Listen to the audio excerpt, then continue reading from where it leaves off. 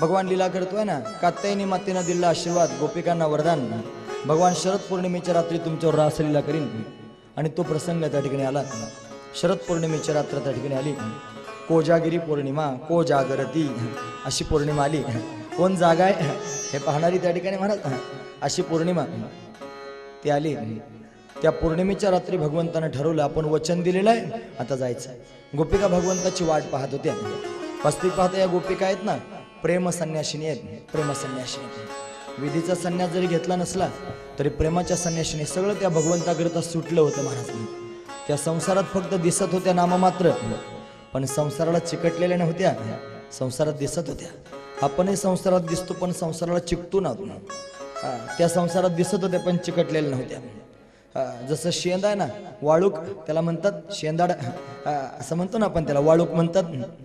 ते जर पिकलं ना तर त्याचा फार सुंदर वास येतो महाराज. त्याला जर शोधायला जायचं असेल ना, कोणतं पिकलंय, तर त्याचा लांबलचक असणारा वेल असतं. त्या वेलाला बरेच ते शेंद आलेले असतात मोठे मोठे. त्यातलं कोणतं पिकलेलं आहे हे जर पाहायचं असेल तर प्रत्येकाला चापून बघावं लागतं. मग शहाण्या माणसानं काय करावं माहिती आहे, ते बरेच दिसतात ना, त्याला शोधाय करता, कोणतं पिकलेलं आहे शोधाय करता खाली वाकायचंच नाही. मग काय करायचं, चालता चालता पायानं त्याला धक्का द्यायचा. धक्का दिल्याबरोबर जे बाजूला होतं समजायचं ते पिकलंय. का बरं, अरे ते देठाला लागल्यासारखं दिसतं, पण पिकलेल्या शेंदानं देठ सोडून दिलेलं असतं. तसंच आहे साधू संतांचं. ते संसारात चिकटलेले दिसतात पण त्यांनी संसार कधीच सोडून दिलेला असतो. काही संसाराशी घेणं देणं नसतं. तुकोबाराय सांगतात ना महाराज, हे पिकली या शेंद कडू पण गेले. अरे ते देठाला लागल्यासारखं दिसतं पण पिकलेल्या शेंदानं देठ सोडून दिलेलं असतं. तसंच आहे साधू संतांचं. ते संसारात चिकटलेले दिसतात पण त्यांनी संसार कधीच सोडून दिलेला असतो. काही संसाराशी घेणं देणं नसतं. तुकोबाराय सांगतात ना महाराज, हे पिकली या शेंद कडू पण गेले. तैसे आम्हा केले पांडुरंगे, तैसे आम्हा केले पांडुरंगे, तैसे आम्हा केले पांडुरंगे. पिकलिया शेंद कडू पण गेले, तैसे आम्हा केले पांडुरंगे, तैसे आम्हा केले पांडुरंगे, तैसे आम्हा केले पांडुरंगे. असे गोपिका होत्या महाराज. संसाराला बिलकुल चिकटल्या नव्हत्या. खरं सांगू, संसारातली सगळी कामं करत होत्या, कर्तव्य कर्म करत होत्या, पण करता करता भगवंताचं ध्यान करत होत्या, त्याला आठवत होत्या. त्यांचं जीवन फक्त आणि फक्त परमात्म्याकरताच होतं, दुसरं कोणाकरताच नव्हतं. आपण म्हणतो, मी जर त्याच्यात डोकं घालून बसलो, याचं कसं होईल, त्याचं कसं होईल, फलाण्याचं कसं होईल, मग बस त्यालाच धरून.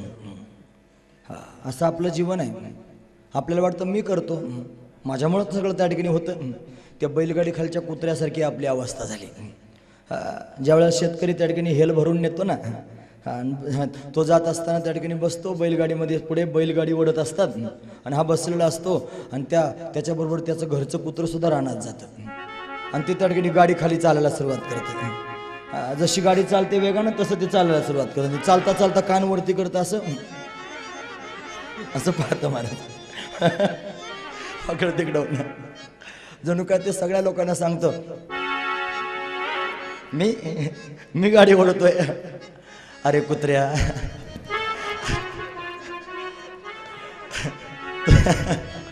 तू कुठे गाडी ओढत असतोस का वेड्या? अरे गाडी ओढणारे बैल आहेत वेड्या, बैल गाडी ओढतात, तुला काय गाडी ओढता येते? आपणही संसार करताना असंच म्हणतो, मी चालवतो. तुला माहिती आहे, अरे वृक्षाची ही पान हलेजाची सत्ता, राहिली अहंता मग कोठे. झाडाचं पान हलायचं असलं तरी सुद्धा भगवंताची सत्ता असावी लागते. मग आपण त्या ठिकाणी काय करू शकतो, मीच एका करता म्हणू नये, मी करता त्या ठिकाणी म्हणू नये. देखवी ऐकावी एक नारायण, तयाचे भजन चुकून. देखवी ऐकावी एक नारायण, तयाचे भजन चुकून. देखवी ऐकावी एक नारायण, तयाचे भजन चुकून.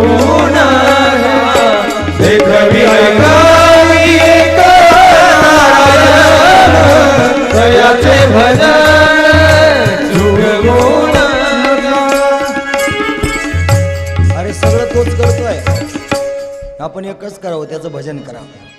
म्हणून संसाराला आपण चिकटलेलो आहोत आणि मीच संसार करतो असं वाटतंय. पण गोपिका अशा नव्हत्या. लक्षपूर्वक ऐका. गोपिकांनी सगळ्या संसाराला तिलांजली दिली होती. ज्यावेळेला भगवंतावर प्रेम करायला सुरुवात करतो ना जीव, त्यावेळेला ती त्रिपुटीच नष्ट होऊन जाते महाराज. प्रेमी, प्रेम आणि प्रियतम ही जी त्रिपुटी आहे ना, संपूर्णच जाते. तिथं फक्त परमात्मा शिल्लक राहतो. अशा गोपिकांच्या अंतकरणातला भाव भगवंतानं जाणला. भगवंताचं चिंतन करणाऱ्या गोपी भगवंताची वाट पाहत होत्या. पूर्वानुराग त्याला म्हणा, पूर्वानुराग. भगवंताची वाट पाहण्याची जी अवस्था आहे ना, 3 अवस्था आहेत. भगवान भेटायच्या आधी अवस्था निर्माण होते, त्याला पूर्वराग म्हणावं. भगवान भेटल्यानंतर जो होतो त्याला मिलनानुराग म्हणावं. आणि भगवान भेटून निघून गेल्यानंतर जे होतो त्याला विरहानुराग म्हणा, विरह. आता काही लोक त्या ठिकाणी भगवंताचं नामचिंतन करता करता सगळ्या लोकांच्या समोर धाय माकडून रडताना दिसतात. म्हणजे काय झालं तुम्हाला? म्हणे आम्हाला देवाचा वियोग झाला. वेड्या, वियोग कधी होतो तुला माहिती आहे? आधी भेट व्हावी लागते आणि मग वियोग व्हावा लागतो. तू रडतोयस, गोष्ट खरी आहे, तुझ्या रडण्यामध्ये भाव आहे. पण विरहातलं रडणं नाही, ती पूर्वानुरागातलं रडणं आहे. देवाच्या भेटीकरिता रडायचं, आधी पण देवाच्या भेटीकरिता फक्त 3 अवस्थेत रडतो. पूर्वानुरागातही रडतो, मिलनानुरागातही रडतो आणि विरहानुरागातही रडतो. पूर्वानुरागात का रडतो? देव भेटत नाही म्हणून. मिलनानुरागामध्ये का रडतो? देव भेटला म्हणून आनंदाचे अश्रू येतात ना, म्हणून रडतो.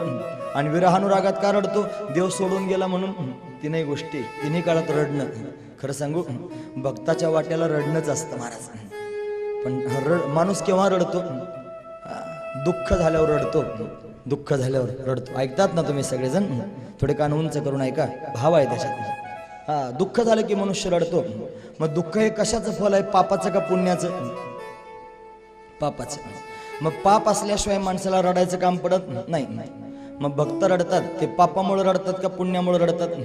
सांगू, अरे भगवंताच्या भेटीकरिता रडणं याच्याकरिता फार मोठं पुण्य असावं लागतं. भगवंताच्या भेटीकरिता कोण्याही आयऱ्या गैऱ्यानं तू खैऱ्याला नाही रडू येत महाराज. त्याला त्या ठिकाणी फार अंतकरण निर्मळ असावं लागेल. आणि सगळ्या जगाचं प्रेम त्या ठिकाणी सोडून भगवंतावर प्रेम करणारी वृत्ती असली पाहिजे. आपण रडतो आहोत, आपण रडत नाही असं नाही. आपण सारे संसाराकरता रडणारे माणसं. आपण त्या ठिकाणी रात्रंदिवस प्रपंचाकरता रडतो. आपण धनाकरता रडतो, आपण संपत्तीकरता रडतो, आपण प्रतिष्ठेकरता रडतो, आपण संसाराकरिता रडतो. पण जरा विचार करा, ज्याच्याकरिता रडतो ते काय बरोबर येणार आहे आणि काय चिरंतर राहणार आहे? काही राहणार नाही. माझा भगवान सोडला तर. माझा एक श्याम सुंदर त्या ठिकाणी असा आहे जो चिरंतन आहे. जगातलं काही मिळवा, सगळं जाणार आहे. तुकोबाराय म्हणतात, ऐसे का हो न करा काही. असं का काही करत नाही? पुढे नाही नाशजा. विश्वंभरा शरणागत, भगवंताची शरणागती करा. भूतजात वंदुनी, भगवंताची शरणागती करा. रडू नका संसाराकरिता, भगवंताकरिता रडा. कोणालाही नाही रडणं येते. ज्याच्यावर भगवान कृपा करतो तो भगवंताकरिता रडतो. आणि ज्याच्याकडे भगवंताची त्या ठिकाणी अवकृपा असते, दुर्लक्ष असतं, तो संसाराकरिता रडतो. म्हणून आपण सगळे संसाराकरिता रडतो आहोत. देवाचं चित्त आपल्याकडे यावं म्हणून त्या ठिकाणी काय केलं पाहिजे? भगवंताच्या पायांना घट्ट धरलं पाहिजे. मी तुम्हाला उपाय सांगतोय बरं मायबाप, लक्षपूर्वक ऐका. त्याला म्हणावं, देवा मी अज्ञानी आहे, मी अविचारी आहे, मी पापी आहे, मी अनाथ आहे, मी अपराधी आहे, मी कर्महीन आहे, मी मतिमंद बुद्धी आहे. मला काही कळत नाही रे कन्हैया. जे काही कळतं ते सगळं तुलाच कळतं. म्हणून आता मला काय करायचंय? मला कुठे ठेवायचंय? मला कसं जगवायचंय? मला परत जन्माला घालायचंय की मारायचंय? पुन्हा त्या ठिकाणी मोक्षाला पाठवायचंय की स्वर्गाला पाठवायचंय? मला कैलासात पाठवायचंय की आणखी कोणत्या लोकात पाठवायचंय? मला काही माहित नाही. जे काही माहिती आहे ते तुला माहिती आहे. म्हणून त्या ठिकाणी करीसी ते देवा, तुला काय वाटत असेल ते तू त्या ठिकाणी माझं कर. तू स्वतःच त्या ठिकाणी ते सगळं कर असं त्याला म्हणावं आणि व्याकुळ होऊन म्हणावं. मग काय होईल माहिती आहे? भगवान त्याचं प्रेम आपल्याला देईल. सहजासहजी मिळत नाही. तुका म्हणे कृपा करील नारायण, तरीच हे वर्म पडे ठाया. तेव्हाच ते वर्म कळत असतं. म्हणून त्या ठिकाणी भगवंतावर प्रेम करा आणि त्याला हे सांगा. अंतकरणातलं सगळं त्याच्या समोर प्रगट करा. रासलीला कळेल केव्हा? जेव्हा हा भाव आधी कळेल तेव्हा. म्हणून रासलीलेत प्रवेश करायचा ना, म्हणून कधीतरी भगवंताच्या समोर जावं. रोज देवपूजा करतो ना आपण. या देवपूजेमध्ये काय काय तुम्ही मंत्र म्हणत असाल म्हणू प्रत्येक. पण 2-3 अभंग त्याच्यामध्ये आवर्जून म्हणावेत महाराज. 3 अभंग नक्कीच म्हणावेत. हा, पहिला अभंग त्या ठिकाणी आहे, भगवंताला म्हणावं, हे देवा माझं चित्त संसारात भटकत आहे रे, म्हणून एक काम कर, माझे चित्त तुझे पायी राही ऐसे करी काही, धरून या बाही भवहा तारी दातारा. चतुरायस तू, चतुरा तू शिरोमणी, गुणलावण्याची खाणी, मुकुट सकळामणी धन्य तुची विठोबा. करिया तिमिराचा नाश, उदय होणी प्रकाश, तोडी आशा पाश, करी वास हृदय, माझ्या हृदयात वास्तव्य कर देवा, त्याला म्हणावं. आणि मग त्याच्या पुढे जाऊन काकुळतेला येऊन म्हणावं, पाहे गुंतलो नेनता देवा, नेनतेपणानं अडकलो रे, अज्ञानानं अडकलो, माझी असो तुम्हा चिंता, तुका ठेवी माथा पायी आता रखावे. तुमच्या चरणांवर त्या ठिकाणी मस्तक ठेवतो देवा, मला तुमच्या पायाजवळ ठेवा, मला सांभाळा, तुमच्याशिवाय मला दुसरं कोणी सांभाळू शकत नाही. म्हणा ना एकदा सकाळी एक अभंग म्हणायचा. दुसरा अभंग त्या ठिकाणी म्हणावा, पाहेपा ध्वजेचे चिरगुट, राया जतन करिता कष्ट, तैसा मी एक पतीत परी तुझा मुद्रांकित. अरे ध्वजा म्हणजे त्या ठिकाणी झेंडा असतो ना, राष्ट्रध्वज, साधारण कापड असतं महाराज. आपले कपडे त्याच्यापेक्षा भारी किमतीचे असतात. तो सुती त्या ठिकाणी असणारा झेंडा, पण राजाला त्याचं संरक्षण करावं लागतं. पाहेपा ध्वजेचे चिरगुट, राया जतन करिता कष्ट, तो झेंडा सांभाळण्याकरिता त्याला युद्ध करावं लागतं. आणि मग त्या ठिकाणी झेंडा सांभाळला जातो.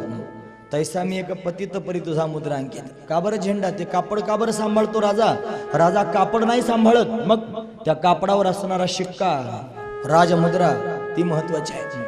म्हणून देवा ते कापड जसं साधारण चिरगुट आहे ध्वजेचं, तसा मी सुद्धा साधारण त्या ठिकाणी चिरगुट आहे. मी सामान्य, तैसा मी एक पतित, पण त्या कापडावर जसा शिक्का तुझा त्या राजाचा मारला म्हणून राजाला सांभाळावं लागतं, तसं तुझ्या नावाचं कुंकू कपाळाला लावलं रे देवा, मला सांभाळ असं म्हणावं. आणि असं जर म्हटलं ना महाराज, तर भगवान जन्मभर सांभाळतो, सगळ्या गोष्टी देतो. आपण असे भिकारी आहोत, आपण सारखं तोंडानं प्रपंच मागत राहतो. पण जे भक्त आहेत ना, काही मागत नाही, देव ठेवील तैसे राहावे. देव सगळं देतो, आपला कुठे विश्वास आहे त्याच्यावर. त्याला म्हणावं, अरे मी त्या ठिकाणी देवा तुझा आहे, मला सांभाळ. तैसा मी एक पतित परी तुझा मुद्रांकित, मसीपत्र ते केवढे राव चालवी आपल्या पाडे, तैसा मी एक पतित परी तुझा मुद्रांकित. बाप रखुमा देवे वरुदा, हे देवा तुझा ब्रीद आहे, तू भक्तांना सांभाळतो, सांभाळावे आपल्या ब्रीदा. तैसा मी एक पतित परी तुझा मुद्रांकित. 2 अभंग झाले. तिसरा अभंग म्हणावा, पतित पतित परी मी त्रिवाच्या पतित, परी तू आपुले असत्ता मज करावे सरता. मला काही कळत नाही, पण तू तुझ्या सत्तेनं मला सांभाळ देवा, परी तू आपुले असत्ता मज करावे सरता. अरे माझ्या चित्ताची शुद्धी नाही रे, नाही चित्त शुद्धी, स्थिर पायापाशी बुद्धी, परी तू आपुले असत्ता मज करावे सरता.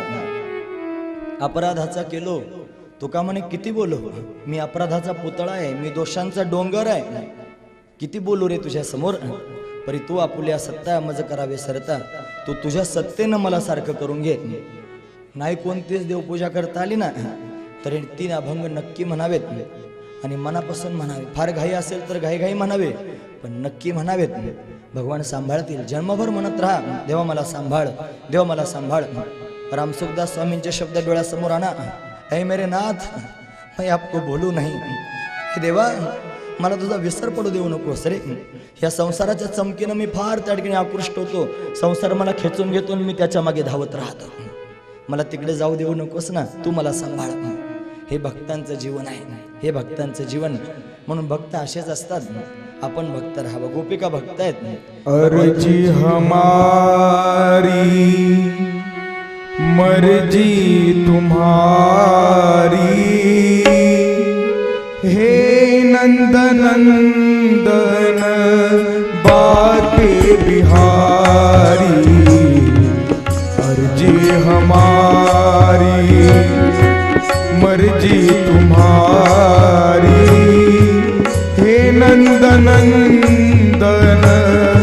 बाके बिहारी. अर्जी हमारी मर्जी तुम्हारी, हे नंदनंदन भाग्य बिहारी.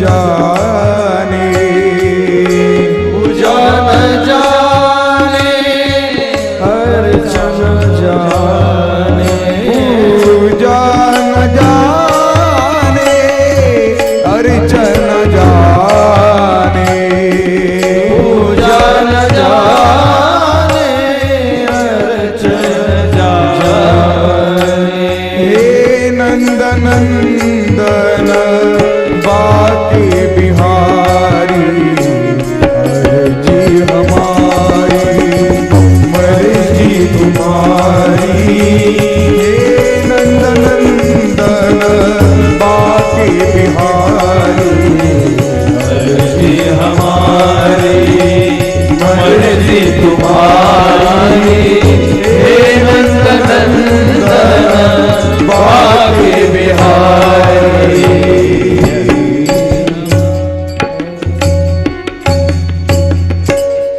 अर्जी हमारी मर्जी तुम्हारी. अर्ज करायचं काम माझं आहे देवा. मी अर्ज करतोय. हे सकाळी सकाळी 3 अर्ज भरून देत जा आणि मग त्याला म्हणावं तुझी मर्जी. पायी आता राखावे तू सांभाळ देवा असं म्हणत जावं. आणि असं म्हटलं की भगवान सांभाळतो. 2 न्याय सांगतात शास्त्रामध्ये. एक आहे मर्कट किशोर न्याय आणि एक आहे मार्जार किशोर न्याय. मर्कट किशोर न्याय आणि मार्जार किशोर न्याय. माकडिनीला पण पिलं होतात आणि मांजराला पण पिलं होतात. पण दोघांमधला फरक असा आहे 2 मातांमधला. ती माकडीन पिलांना सांगते हे पहा जर तुम्हाला जगायचं असेल तर एक काम करा. मला या फांदीहून त्या फांदीवर त्या फांदीहून त्या फांदीवर उडी मारावी लागते. बघ जर जिवंत राहायचं असेल तर तुम्ही मला घट्ट आवळून धरा. मी उड्या मारत राहील. स्वतःचं संरक्षण स्वतः करा. माकडाचे पिलं आईला धरून राहतात आणि उड्या मारायला सुरुवात करते. त्याच्यात जर समजा निसटला पडला मेला खलास बस आपलं काम संपलं. मी सांभाळणार नाही माकडीन म्हणते. मग ते पिलू घट्ट धरून राहतं. एखादं पिलू जर पडलं ना महाराज तर त्याला तसं नाही पडू देत. ते जर मोकळ्या हाताने पडलं तर मारून टाकतात माकडे त्याला. मग त्यानं पडता पडता प्रयत्न केला पाहिजे जगण्याचा. एखादी फांदी एखादं पाला पाचोळा तरी हातात ठेवला पाहिजे. मग त्याला मारत नाहीत ते. माकडाचं पिलू त्याला स्वतः जगावं लागतं. पण मांजराच्या पिलाचं तसं नसतं. मांजराला पिलं झाले की त्याचे डोळे बंद असतात महाराज. ते डोळे बंद असणारे 2-3 पिलं मांजराचे. मांजर त्यांचं संरक्षण करते. त्यानं या घरातून त्या घरात त्या घरातून त्या घरात 7 घर फिरवते. ही काय गोष्ट सांगतोय बाय सगळ्यांना माहिती आहे. मांजर फिरवते. का बरं फिरवते माहिती आहे. तिला माहिती आहे पिलांच्या बापाचा स्वभाव. नाश्त्यावरी 2-3 पिलं खाऊन जाईल असं तिला माहिती आहे महाराज. म्हणून ती त्या ठिकाणी त्या पिलांना उचलते घेऊन फिरते. दातानं पकडते. दातानं कशानं दातानं. कोणते दात असतात ज्या दातांनी उंदरांचं ऑपरेशन करते तेच दात असतात. पण मांजराचे दात पिलाला लागत नाहीत महाराज. माझा भगवान शंख चक्र गदा पद्म हातात धारण करतो आणि एवढा दुष्टांचा संहार करतो. तोच भगवान ज्या हाताने दुष्टांना मारतो त्याच हाताने भगवानना भक्तांना सांभाळतो. भक्तांना जवळ घेतो. काल आपण पाहिलं ना अरे अनंत कोटी ब्रह्मांडाचा नायक आहे माझा भगवान. प्रल्हादाला मांडीवर घेतलं. त्याच्या मस्तकावरून हात फिरू लागला आणि त्याच्या गालाला चाटू लागला आणि चाटता चाटता हात जोडून म्हणू लागला प्रल्हादा मला यायला फार उशीर झाला नाही का रे. मला क्षमा कर प्रल्हादा क्षमा कर. भगवान भक्तांना म्हणतो. पिलांना त्या ठिकाणी सांभाळते मांजर अशीच सांभाळते. म्हणजे त्या ठिकाणी मांजरावर त्या ठिकाणी पिलांची जबाबदारी असते. माकडीनीवर जबाबदारी नसते. माकडाच्या पिलानं त्या ठिकाणी स्वतःचं संरक्षण स्वतः करायचं आणि मांजराच्या पिलाने बिनधास्त राहायचं. माकडाची पिल्लं म्हणजे ज्ञानी आणि मांजराची पिल्लं म्हणजे भक्त. मग सांगा ना माकडाचं पिलं व्हावं की मांजराचं पिलं व्हावं. कोणाचं होणार. मांजराचं पिलं व्हावं. म्हणजे आईवर अवलंबून राहावं. आई सांभाळते तसं भगवंतावर अवलंबून राहावं. भगवान सगळं काय करतात. अर्जी हमारी मर्जी तुम्हारी. तुझी मर्जी आहे देवा असं म्हणावं. मग भगवान सांभाळतात. भगवंतावरच अवलंबून आहेत भक्त. त्याच्याकरिता रडतात. रडणं हे भक्ताच्या वाटेला नसतं. आपण काही करू शकत नाही. फक्त रडत राहावं. एक दिवशी त्याला क्यू येईल. एक दिवशी त्याला दया येईल. असा सहज नाही भेटत महाराज भगवान. तो काय बाजारचा भाजीपाला आहे वय. तो काय रस्त्यावर पडलेला आहे. आपल्या बापाचा नोकर आहे वाटेल त्यावेळेला यायला. त्याच्याकरिता जीव कासावीस व्हावा लागतो तेव्हा येत असतो. गोपिकांचा जीव कासावीस होतोय देवाकरिता म्हणून रडतायत. त्यांचं रडणं त्या ठिकाणी भगवंताला माहिती आहे. माझ्या दर्शनाकरिता व्याकुळ होत आहेत. भगवंतानं गोपींबरोबर रास करायला सुरुवात केली. रास पण काय केलं माहिती आहे? शरद पौर्णिमेच्या रात्री भगवंतानं त्या ठिकाणी सुंदर वातावरण निर्माण केलं. भागवतकार वर्णन करून सांगतात. श्री शुकवाच हे भगवान पिता रात्री शरदोत्फुल्ल मल्लिका विक्षरंतु मनश्चक्रे योगमायामुपाश्रिता. भगवंतानं त्या रात्री भगवान आपी त्या रात्री भगवंतानं सुद्धा आपी म्हणजे सुद्धा त्या रात्री त्याच्यात आपी शब्द का वापरला माहिती आहे तुम्हाला? जसं गोपिकांना देवाला भेटावं वाटत होतं ना, असं देवालाही गोपिकांना भेटावं वाटत होतं. हा महत्वाचा मुद्दा आहे. सगळ्यांना नाही भेटावं वाटत देवाला. ज्याचं जीवन निष्कलंक झालेलं आहे, जीवनामध्ये शुद्ध आचार, शुद्ध विचार, निष्कलंक जीवन, अपमान सहन करण्याची क्षमता, या गोष्टी जेव्हा येतात ना, हजारी अण्णांची तत्व माहिती आहेत ना तुम्हाला, ही तत्व जीवनामध्ये उतरवली पाहिजेत. शुद्ध आचार असला पाहिजे, शुद्ध विचार असला पाहिजे आणि त्या तत्वांना त्या ठिकाणी स्वीकारलं पाहिजे. आणि मग अशा पद्धतीने त्या ठिकाणी आपलं जीवन असेल तर भगवान आपल्याला स्वीकारेल. आपण आपल्या जीवनाकडे पाहावं ना आणि स्वतः आचरण शुद्ध करावं, आपला विचार शुद्ध करावा, आपलं जीवन निष्कलंक करावं. गोपिकांचं जीवन असंच आहे परमात्म्याकरिता. आणि मग परमात्म्याने त्या ठिकाणी गोपिकांचा स्वीकार करण्याकरिता आपी देवाला सुद्धा वाटलं की आपण जावं. भगवान अपिता रात्री शरदोत्फुल्ल मल्लिका विक्षरंतु मनश्चक्रे योगमाया उपाश्रिता. योगमायेच्या साह्यानं भगवंतानं सुंदर वातावरण निर्माण केलं. चंद्र पूर्ण रूपानं उदयाला आला. शांत शीतल असणारा सुगंधी वारा वाहू लागला. सुगंधित वारा वाहतोय, फुलांवरून वाहतोय ना, दरवळतोय. आणि एवढं सुंदर त्या ठिकाणी वातावरण भगवंतानं तयार केलं. कोणाच्या माध्यमातून? योगमाया. योगमाया शब्दाचा अर्थ काय होतो माहिती आहे? योगाय या माया सा योगमाया. जी जोडणारी आहे माया तिला म्हणतात योगमाया. कोणाशी जोडते? जीवाला परमात्म्याशी जोडते, त्याला म्हणायचं योगमाया. योगमायेच्या माध्यमातून त्या ठिकाणी महाराज भगवंतानं सुंदर वातावरण निर्माण केलं. भगवान वृंदावनात जाऊन उभा राहिला, पावा हातामध्ये घेतला आणि वाजवू लागला. ऐकतात ना सर्वजण? पाव्याचा स्वर येऊ लागला. गोपिकांच्या कानामध्ये पाव्याचा स्वर जाऊ लागला. गोपिकांनाच पावा ऐकू जात होता, बाकीच्या लोकांना जात नव्हता. का बरं? तुम्हाला हे का बरं? आजही पावा ऐकू येतो, पण कोणाला येतो माहिती आहे? ज्याचा वासनेचा पडदा निघून गेला त्याला पावा ऐकू येतो. आजही सगळ्या जगाची वासना आपल्या पोटात आहे ना, हे मिळवायचंय, ते मिळवायचंय, श्रीमंत व्हायचंय, संपत्ती मिळवायची, बायको करायची, बंगला बांधायचा, 10 गाड्या घ्यायच्या, 50 त्या ठिकाणी सगळ्या गोष्टी प्राप्त करून घ्यायच्या. हे सगळं मला मिळवायचंय. वासना, ही वासना जोपर्यंत आहे तोपर्यंत देव नाही पाहिजे. ज्या दिवशी देव पाहिजे त्या दिवशी कसलीच वासना नाही राहत. मग परमात्मा आपोआप चालत येतो, वासनेचा पडदा निघून जातो आणि मग मात्र त्या ठिकाणी महाराज पावा ऐकू येतो. गोपिकांना पावा ऐकू जाऊ लागला.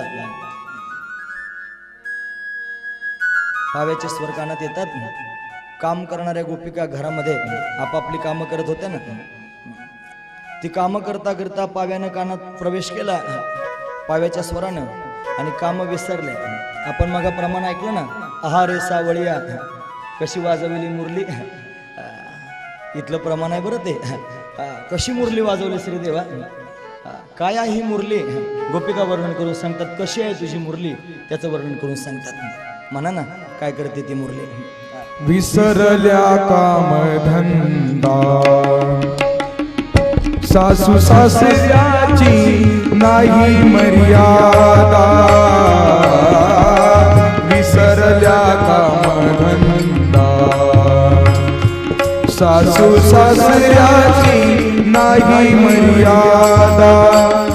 कोणी नंदा त्या कोणी जावा, कोणी नंदा त्या कोणी जावा.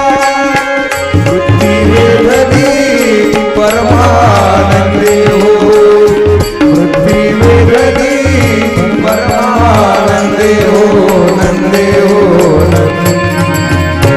पावा भोगडी घेऊन पावा भोगडी घेऊन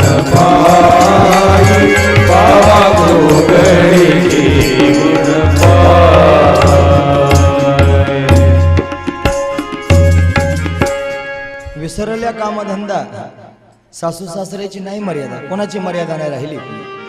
आणि मग मात्र भगवंताला पाहण्याकरिता निघाल्या. कशा जात आहेत माहिती आहे तुम्हाला? त्या गोपिका बोलू लागल्या, तुझ्या मुरलीचा ध्वनी अकल्पित पडला कानी, मी घरकामधंदा विसरले, विवळ झाले अंतकरणी, मी घरकामधंदा विसरले. घरातला कामधंदा विसरून गेले. हे सोडला नाही कामधंदा, विसरल्या. सोडावं नाही लागत, विसरावं लागतं. आपोआप त्या ठिकाणी विसरतं महाराज. पण विसरल्या सगळ्या गोपिका. का बरं? ते म्हणतात मुरली नव्हे केवळ बाण, तिने हरिला आमचा प्राण, आमचा प्राण त्या ठिकाणी हरवून घेतला. संसार केला दानादिन, संसाराची झाली दानादिन. सांगू, देव ज्याच्या घरी येतो ना त्याच्या संसाराची दानादिन असते. का बरं? देवाची ती खून आला ज्याचे घरा आणि त्याचे पडे चिरा संसाराशी. बऱ्याच वेळेला परमार्थ करणाऱ्या माणसांच्या जीवनात भयंकर प्रतिकूलता असते. का बरं? देवाला वाटतं हे माझंच राहावं, दुसरं कोणाचं होऊ नये. हे जर चांगलं झालं याचं आणि तिकडं जर लक्ष गेलं संसाराकडून, तिथंच बसलं, मग काय करायचं? डोकं देऊन आपलंच असलं पाहिजे. म्हणून भक्ताच्या जीवनामध्ये प्रतिकूलता आली तर भक्तानं कधी वाईट मानायचं नाही, त्यांना अनुग्रह मानायचा भगवंताचा. समजावं देवानं अनुग्रह केला असा त्या ठिकाणी भाव आहे महाराज. म्हणून काही चिंता करायचं काम नाही, निर्भय राहावं, भगवंताचं भजन करत राहावं. मी सगळ्या संसाराची दानादिन झाली, संसार केला दानादिन, येऊनी हृदय संचरली मुरली, ती हृदय त्या ठिकाणी राहू लागली. तुझ्या मुरलीची सुरतान मी विसरले देहभान. मुरलीचा सुरतान आला आणि देहभान त्या ठिकाणी विसरले. घर सोडून धरले रान, घर सोडलं आणि रानात गेले. मी वृंदावनी गेले, बस वृंदावनात जाऊन पोहोचले. अशा वृंदावनात जावं महाराज. एका जनार्दनी गोविंदा, नाथ महाराजांची गवळण आहे ना, एका जनार्दनी गोविंदा, पतित पावन परमानंदा. तू पतित पावन आहेस, परमानंद आहेस. तुझ्या नामाचा मज छंद, वृत्ती तव पदी निवांतली. बस त्याच्या चरणी आपली वृत्ती त्या ठिकाणी राहिली. अशी भूमिका गोपिकांना निर्माण झाली. कोण आहेत या गोपिका? वेदामध्ये असणाऱ्या त्या ठिकाणी उपासना कांडातील 16,000 श्रुती आहेत. या गोपी त्या भगवंताच्या दर्शनाकरिता जाऊ लागल्या.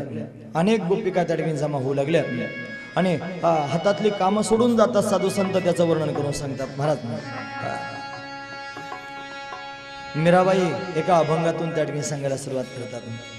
दीवानी बनी मै दीवानी बनी, दीवानी बनी मै दीवानी बनी, मुरली के नाद दीवानी बनी, मुरली के नाद दीवानी बनी, मुरली के नाद दीवानी बनी, दीवानी बनी मैं दीवानी बनी, दीवानी बनी मैं दीवानी बनी, मुरली के नाद दीवानी बनी गौरा, मुरली के नाद दीवानी बनी गौरा, मुरली के नाद दीवानी बनी गौरा. गायका बछड़ा बैसत छोड़ा, बैल का दूध छोड़ गई.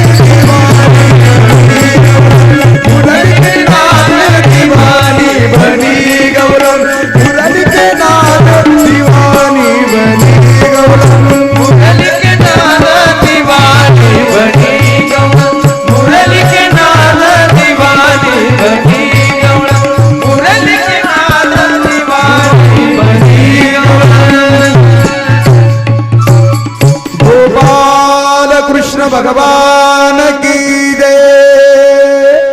मुरलीवर माझा जीव जडे हरीचा मुरलीवर जीव जडे सली जीवाला भूल पडे रे सली जीवाला भूल पडे रे सली जीवाला भूल पडे कसली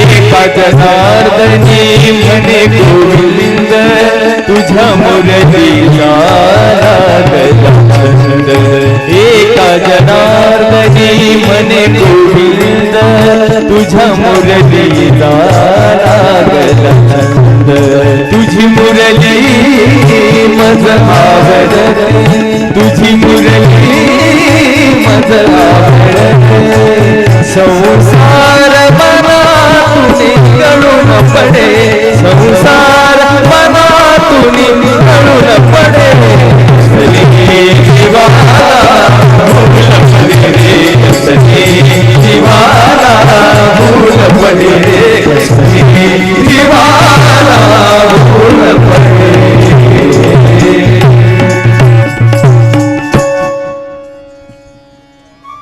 संसार मनातून गळून पडे कशीही जीवाला भूल पडे भूल पडते आणि संसार गळून पडतो. महाराज साधू संतांची उदाहरणं आपण फक्त लोकांच्या समोर सांगतो.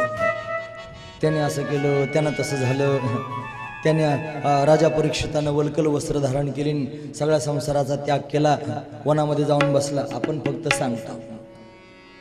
पण आपण केव्हा आपल्या जीवनाकडे पाहतो हे का झालं असेल त्याला खरंच भगवंताची प्राप्ती करून घेण्याची इच्छा निर्माण झाली होती. म्हणून आपण ऐकलं राजा जनकाचा पाय अग्नीत जळत होता. पण का जळत होता त्याचं चित्त परमात्म्याकडे लागलं होतं संसार गळून पडला होता. म्हणून तुम्ही वैभवात राहू नये असा त्याचा अर्थ होत नाही. तुम्ही त्या धनसंपदा मिळू नये असा त्याचा अर्थ होत नाही. तुमच्या पोटामध्ये त्याची वासना नसावी असा त्यातला भाव आहे. म्हणजे ज्याच्या त्याच्या कपाळानं ज्याला त्याला मिळतं ना महाराज सगळा संसार प्रारब्धानं मिळतो. कारण प्रपंचातलं सुखी प्रारब्धात असतं. पण प्रारब्धात असेल तर सगळं जग प्राप्त होतं सगळ्या गोष्टी प्राप्त होतात. पण ते प्रारब्धानं घडत असेल तर घडू द्या त्याच्याकरिता सायास करू नका हे सांगण्याचं आमचं तात्पर्य आहे. कधीतरी आमच्या बोलण्याचा विपरीत अर्थ तुमच्या मनात करून घेत जाऊ नका. का बरं सांगतोय ते वक्तृ तात्पर्य जर नाही कळालं तर मन त्या ठिकाणी कलुषित होतं बऱ्याच वेळेला. म्हणून वक्तृ तात्पर्य कळावं. संसाराकरिता त्या ठिकाणी सायास करत नाहीत भगवंताचं चिंतन करतात ना आहे तो संसार गळून पडतो. गोपिकांचा त्या ठिकाणी संसार मनातून गळून पडे असं घडलं. आणि गोपिका त्या ठिकाणी निघाल्या जाण्याकरिता काय सांगतात माहितीये मुरलिका नाद दिवाणी बनी गवळण तिने काय केलं माहितीये धार काढायला बसली होती. हे गायका बछडा भैस को छोडा गाईचं वासरू धरलं आणि म्हशी खाली नेऊन लावलं. काय केलं पुढं माहिती आहे बैल का दूध निचोड गई बैलाखालीच बसली महाराज बादली घेऊन धार काढायला. आता कशी धार काढत असेल विसरली ना महाराज. तिनं कपाळाला कुंकू लावायचं तर काजळ लावलं ओठांनाच त्या ठिकाणी कुंकुम लावलं आणि डोळ्यात मिश्री भरली. काय झालं विपरीतच झालं सगळं. असं त्या ठिकाणी घडू लागलं. एक एक गवळण भगवंताला भेटण्याकरिता निघाली. भागवतात अनेक गोपिकांची वर्णनं करून सांगितली. म्हणतात एक लपसी पकार आहे ती लापशी तयार करत होती. लापशीचा सुगंध त्या ठिकाणी येत होता. आता फक्त पातेलं खाली उतरून ठेवायचं होतं. तिने तेवढं नाही केलं महाराज वासाला पण कळालाच नाही. भगवंताच्या दर्शनाकरता निघून गेले. एक भाकरी करत होती एक भाकरी तव्यावर होती एक भाकरी काठोटीत होती एक भाकरी त्या ठिकाणी चुलीला उभी केलेली होती. ती तव्यावरची पचली होती उभी केलेली भाजली होती आणि ती वरची त्या ठिकाणी पलटी करून टाकायची होती आणि खालची तयार झालेली पुन्हा वर टाकायची होती. एवढंच होतं. हात पिठानं भरले होते. पावा ऐकवाला निघून गेले. एक सारवण करत होती आतल्या घरात गोपिका. घरात घर त्या ठिकाणी खोल्या होत्या 5-7. खिडकीतून आवाज आला पाव्याचा. देव बोलावतोय असं वाटलं जाणीव झाली निघालं पाहिजे गेलं पाहिजे. जायला निघाली पण दरवाजा सापडेना कोणत्या मार्गाने जावं.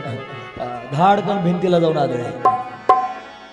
स्वतःचं शरीर सोडून दिलं, निघून गेली. एक जाण्याकरिता निघाली आणि तिच्या सासूने तिला पाहिलं. जाते तिला थांबवलं. कुठे चाललीस? भगवंताचा छंद लागला होता ना, खोटं बोलता आलं नाही, खरं बोलून गेली. म्हणे देवाकडे चालले, देव बोलावतोय. मग तो रागावली सासू आणि तिच्या नवऱ्याला बोलावून घेतलं, स्वतःच्या मुलाला. म्हणे बघ तुझी बायको कुठे चालली, रात्री अपरात्री त्या ठिकाणी अशी दुसऱ्याला भेटायला जाते, लाज वाटत नाही? तो आला, त्यानं दावा आणलं महाराज हातात आणि तिला खांबाला बांधून टाकलं. तिला म्हणलं खबरदार जाशील तर. ती काकुळ देऊन म्हणू लागली अहो असं करू नका, माझा देव मला बोलावतोय, मला जाऊ द्या. तरी पण ते जाऊ देत नाहीत. मग तिनं पवित्र बदललं. म्हणे अरे तुमचा माझ्यावर अधिकार आहे म्हणता, माझ्यावर तुमचा काय अधिकार नाही. तुमचा अधिकार माझ्या शरीरावर, माझ्या देहावर. मग हे शरीर तुमचं आहे ना, राहू द्या इथंच. भगवंताचं चिंतन करून आली, डोळे बंद करून घेतले आणि एवढं भगवंताच्या चरणांचं ध्यान केलं, तिची समाधी लागली महाराज. बस तिचे सगळे कर्म जळून गेले आणि सूक्ष्म रूप धारण करून त्या ठिकाणी भगवंतापर्यंत जाऊन पोहोचले. सगळ्या गोपिका निघाल्या, वेगवेगळ्या पद्धतीने त्या ठिकाणी गोपिका येऊ लागल्या आणि गोपिका भगवंताला पाहण्याकरिता निघाल्या, त्याला भेटण्याकरिता निघाल्या. सगळ्या गोपी वृंदावनात जाऊ लागल्या. भगवंतानं गोपींबरोबर रासलीला केली. राजा परीक्षित प्रश्न विचारतोय महाराज, शुकाचार्यांना विचारतो. सामान्य माणसं त्या ठिकाणी श्रीसंग करतात, भगवान तर धर्ममय असणार आहे, धर्माची मर्यादा सांगण्याकरिता आला आणि भगवंतानं असं प्रिय परस्त्रियांबरोबर त्या ठिकाणी रास कशी काय केली, त्यांचा अंगसंग कसा केला, हा धर्म नाही का? शुकाचार्यांना क्षणभर थोडंसं असं वाटलं, हा माझ्या भगवंतावर आक्षेप घेतोय. आणि त्याचं बोलणं त्या ठिकाणी खोचक नव्हतं, अंतकरणातला खरंच असणारा भाव त्यानं प्रगट केला. तो त्या ठिकाणी म्हणू लागला महाराज सांगा ना असं का घडतंय? कृष्णवेद परमकांतन तो ब्रह्मतया मुने गुणप्रवाहो पर्णम तासाम गुणाधिपाम कथम. का बरं त्या ठिकाणी त्यानं अशी लीला केली सांगा? सांगितलं गोपिका भगवंताला भेटायला जात होत्या, त्या ठिकाणी काम अंतकरणात होता म्हणूनच. पण गोपिकांच्या अंतकरणातला काम सामान्य माणसांच्या अंतकरणातला काम सारखा नव्हता. मग कसा काम होता? इदम मे अस्यात इदम मे अस्यात इदी इच्छा काम शब्दिना. हे मला पाहिजे, हे मला पाहिजे असं तर संसाराविषयी बोलणं याला काम म्हणतात. पण भगवंत मला पाहिजे हे जे म्हणणं आहे हे कामात मोडत नाही. तो काम सामान्य संसारातला काम नव्हता, तर परमात्म्याच्या प्राप्तीचं काम होता. म्हणून काम आहे म्हणून तर त्या ठिकाणी चांगलं आहे. आपल्या अंतकरणात जर काम म्हणजे इच्छा नसती तर परमात्म्यापर्यंत आपण कशाला गेलो असतो? म्हणून अंतकरणात काम असल्याशिवाय जमत नाही. तो काम असावा, पण कशाचा असावा याला महत्व आहे. म्हणून त्या ठिकाणी भगवंताच्या प्राप्तीचं काम असावा. पण गोपिकांच्या अंतकरणामध्ये सांसारिक विषयाची अपेक्षा नव्हती, तर परमात्मा सुखाची अपेक्षा होती, परमात्म्याचा अंगसंग प्राप्त करून घेण्याची अपेक्षा होती. हे एक उत्तर. आणि दुसरं उत्तर, भगवान ब्रह्मरूप आहे आणि गोपिका सुद्धा त्याचं स्मरण करत करत ब्रह्मरूप झाल्या. त्याही त्या ठिकाणी बंधन मुक्त आहेत आणि परमात्माही बंधन मुक्त आहे. त्यांची जी क्रिया आहे त्या क्रियेला सामान्य क्रिया म्हणत जाऊ नये, त्याला लीला म्हणतात. म्हणून रास क्रीडा, रास क्रिया नाही, रास लीला, त्याला लीला म्हणत जावं. ही लीला आहे, हे जाणून घेण्यासारखं आहे. जो जीवनमुक्त झाला त्याला कोणत्याही प्रकारचं कर्म शिल्लक राहिलं नाही. त्याची कर्म त्या ठिकाणी ज्ञानाग्नीत सर्व कर्मानी भस्मसात कुरुते तथा, सगळं कर्म संपलं आणि मग त्या ठिकाणी भगवंताबरोबर लीला करू शकतो. हे त्याचं वैभव आहे. गोपिका त्या ठिकाणी संन्यासिनी आहेत, प्रेम संन्यासिनी. पण त्यांच्या कामाला त्या ठिकाणी सामान्य काम समजू नकोस. राजाला त्या ठिकाणी सांगू लागले, राजाच्या अंतकरणातला भ्रम निघून गेला. मग सांगू लागले, गोपिका भगवंताच्या समोर गेल्या आणि भगवंतानं गोपिकांचं स्वागत केलं. स्वागत करू लागले, स्वागतमो महाभागा प्रियम किम करवाणी वहा व्रजस्या नामयम कश्चित वृता आगमन कारणम. काय कारणानं तुम्ही व्रजभूमीत आलात? गोपिकांना म्हणू लागला भगवान. गोपिका काय म्हणतात माहिती आहे? गोपी म्हणू लागले, वारे वा, स्वतःच पावा वाजवतोस, पावा वाजवून आम्हाला बोलवून घेतोस आणि स्वतःच म्हणतोस का बोलावलं सांगा? तू बोलावलं म्हणूनच आलो. मग पुढे भगवान बोलू लागले, असं आहे, जर वृंदावनातली शोभा पाहण्याकरिता आला असाल तर बघून घ्या. सुंदर असणारं वृंदावन आहे, याला बघा आणि घरी निघून जा, असं त्या ठिकाणी भगवान बोलू लागले. गोपिका म्हटलं, परत जायला नाही आलो, मग तुझं व्हायला आलो, तुझ्या दर्शनाकरिता आलो, तुझा अंगसंग प्राप्त करावा म्हणून आलो, परत जा म्हणू नकोस. मग भगवान म्हटलं, तुम्हाला माहिती आहे का, तुम्ही चांगल्या घरच्या स्त्री आहात, तुम्ही पतिव्रत आहात, पतिव्रता स्त्रियांनी त्या ठिकाणी आपल्या पतीची सेवा करावी लागते. असा आपला संसार सोडून जमत नसतो. घरी जा, आपल्या पतींची सेवा करा, संसाराची सेवा करा. गोपिकांजवळ सगळी उत्तर आहेत. गोपिका म्हटले कशाकरिता संसार, पतीची सेवा करायची, पातिव्रत्याचं पालन. तो प्रमाण सांगू लागला ज्ञानोबरायांची. तो म्हणतोय पतीची सेवा केल्यानं अनायास आत्महिता भेटेची की पतीची या मता अनुसरुणी पतिव्रता. पातिव्रत्य धर्माचं पालन केलं म्हणजे त्या ठिकाणी परमात्मा प्राप्त होतो. गोपिका म्हटल्या बरोबर आहे, परमात्मा प्राप्त होतो, गोष्ट खरी आहे. पण तुला माहिती आहे साधना कुठपर्यंत करायची असते, कुठपर्यंत करायची असते साधना? जोपर्यंत साध्य प्राप्त होत नाही तोपर्यंत. मौली ज्ञानोबराय सांगतात जोवरी अर्जुना तो बोध भेटेची ना मना, तोवरी या साधना भजावीची लागे. तोपर्यंत साधन करतच राहावं लागतं. जोपर्यंत देव प्राप्त होत नाही करतच राहावं. मग साध्य प्राप्त झालं की साधन बंद करून टाकायचं असतं. पलीकडच्या काठाला गेलं की नावेतून खाली उतरायचं असतं. नाव हे साधन आहे, तिला सोडून द्यायचं असतं. आता आपण सगळे लोक कोणत्या ना कोणत्या तरी साधनानं इथपर्यंत आलो. मग साधनं त्या ठिकाणी या मंडपरूपी साध्यापर्यंत आल्यानंतर बाहेर ठेवावे लागले आणि मग आतमध्ये यावं लागलं. काही लोक मोटरसायकलवर आले. ते मोटरसायकल काय झालं? साधन. हे साधन जर त्या ठिकाणी मला इथपर्यंत घेऊन येतं असा विचार करून आणि ते मंडपात मध्येच त्या ठिकाणी मोटरसायकल लावून त्याच्यावर असं बसलं कथा ऐकायला, काय म्हणतील लोक? थोड्या डोळ्यापुढं आणा ना, असं मध्यभागी एक जणांना मोटरसायकल लावली, असं डोळ्यापुढं आणा. असंच घडेल ना. म्हणजे साधन असतं ते सोडून द्यायचं असतं आणि साध्यात प्रवेश करायचा असतो. म्हणून त्या ठिकाणी मौली ज्ञानोबरायांचे अजून एक ओवे सांगतो. तैसा ब्रह्म साक्षात्कारू होय देखोनी गोचरू, ऐसा साधन हातियारू हळूची ठेवी. बस गाव आल्यानंतर जसा रस्ता वळतो, म्हणजे पुढे रस्ता त्या ठिकाणी बंद होतो, गावामध्ये त्या ठिकाणी जावं लागतं, तसं साध्य प्राप्त झालं की साधन थांबत असतात. म्हणून साध्य प्राप्त झाल्यावर थांबावं लागतं. देवा आमच्या जीवनाचं साध्य आहे परमात्मा प्राप्ती, आणि तू तर परमात्मा आहेस. मग तू परमात्मा आम्हाला प्राप्त झाला का? आम्ही हे साधन करत होतो म्हणून. मग साध्य प्राप्त झाल्यावर साधन टाकून द्यावं लागतं. या नियमानं संसार टाकून दिला आणि तुझ्याकडे आलो. भगवान म्हटलं नाही, कर्म स्वतःचं केलंच पाहिजे. स्वधर्मे निधर्मश्रेय, परधर्म भयावहा. स्वधर्माचं पालन करा. गोपिका म्हटल्या जरा शांत राहा, तुझेच प्रमाण तुला सांगतो. तू म्हणतोस ना सर्व धर्मान परित्यज्य मामेकम शरणम व्रज, अहम त्वा सर्व पापेभ्यो मोक्षयिष्यामि मा शुच. मोक्ष देऊन टाकीन. मग तुझ्या म्हणण्यानुसार त्यांनी सगळ्या धर्मांचा त्याग केला, सगळ्या मर्यादा सोडून दिल्या आणि तुझ्यापर्यंत आलो. आता जा म्हणतोस, जा म्हणू नकोस. गोपिका भगवंताला म्हणू लागल्या, रडू लागल्या आणि कासावीस होऊन त्या ठिकाणी भगवंताच्या समोर पदर पसरला. एक गीत गोपिकांनी गायलं, त्या गीताचं नाव आहे प्रणय गीत.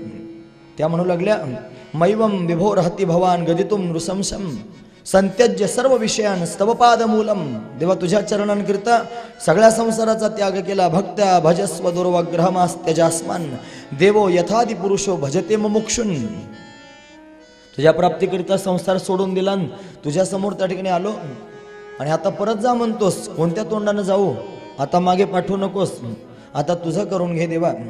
आकुल व्याकुल झाल्या गोपिका.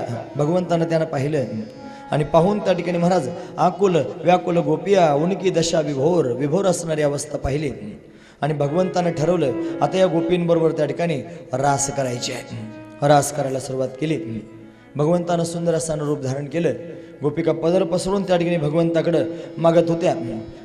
हे कान्हा रे थोड़ा सा प्यार दे, चरणों में बैठा के तार दे. कान्हा रे थोड़ा सा प्यार दे, चरणों में बैठा के तार दे. ओ गोरी घूंघट उगार दे, प्रेम की भिक्षा झोली में डाल दे. ओ गोरी घूंघट उगार दे, प्रेम की भिक्षा झोली में डाल दे. प्रेम गली में आके गुजरिया भूल गई रे घर की डगरिया. प्रेम गली में आके गुजरिया भूल गई रे घर की डगरिया. ये चमकता था तन मन जीवन, तब तक है अर्पण प्यार सवरिया. चमकता था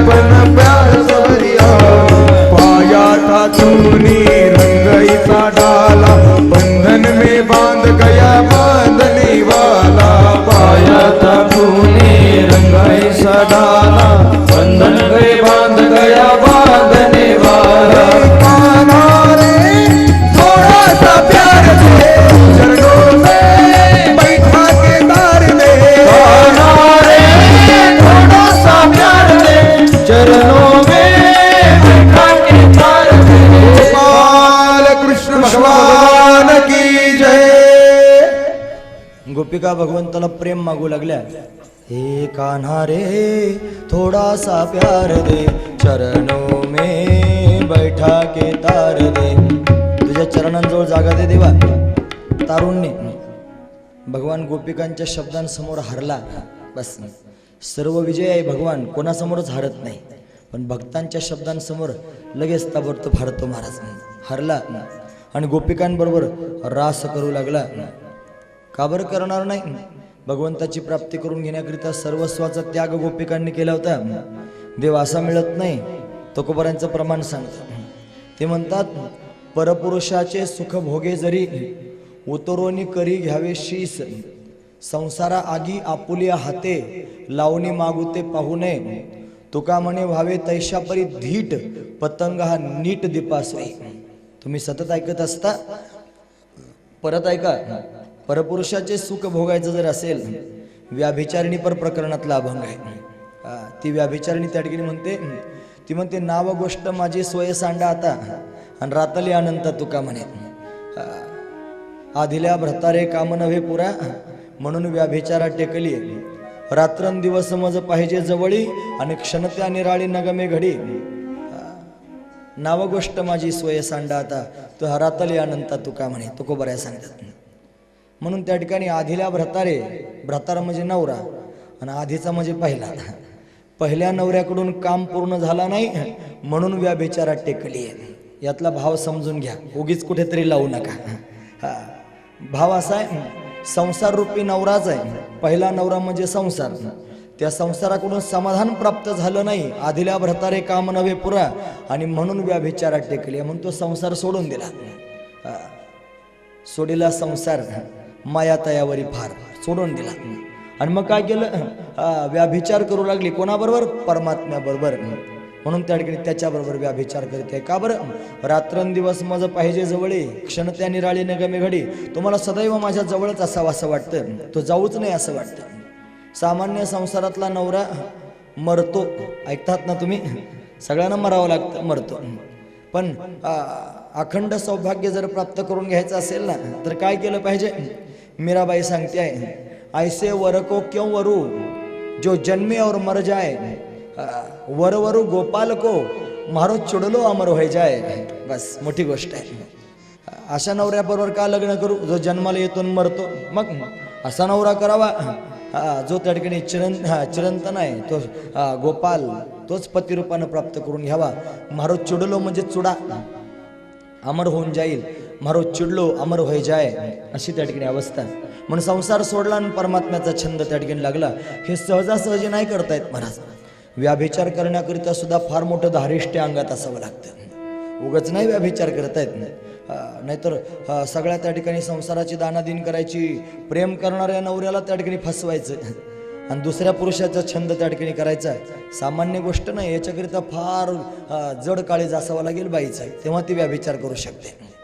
अशा काही स्त्रिया सापडतात ना समाजात ज्या व्याभिचार करतात पतीचा विश्वासघात करतात त्याच्याकरिता फार धट व्हावं लागतं तुकोबाराने शब्द वापरला तुका म्हणे व्हावे तैशा परी धीट व्हावं परमात्म्याशी संग करायचा असेल तर पण परपुरुषाचे सुख भोगे जरी त्याचं सुख जर प्राप्त करून घ्यायचं असेल तर मग आपलं मुंडकं कापून हातात घ्यावं लागेल उतरोनी करी घ्यावे शीस म्हणजे शीस कापून हातात घ्यायचं म्हणजे मुंडकं कापून हातात घ्यायचं असा अर्थ नाही लावायचा मग मरायची तयारी ठेवायची देव जर पाहिजे असेल तर मरायची तयारी ठेवायची मग काय करायचं संसार आगी आपुल्या हाते संसाराला आग लावायची आणि आपल्या हातानं लावायची तुम्ही म्हणाल घासलेटचा डबा आणायचा आणि घरावर त्या ठिकाणी ओतायचा आणि लेकरं बाळं पेटून द्यायची असलं डोक्यात आणू नका तसला अर्थ त्याचा होत नाही संसाराला आग लावायची म्हणजे हृदयातून संसार बाहेर काढून टाकायचा आपुल्याने हाते आणि पाहुणी लावणी मागू ते पाहुणे परत मागे सुद्धा पाहायचं नाही. आता साधू संतांची गोष्ट वेगळी आहे.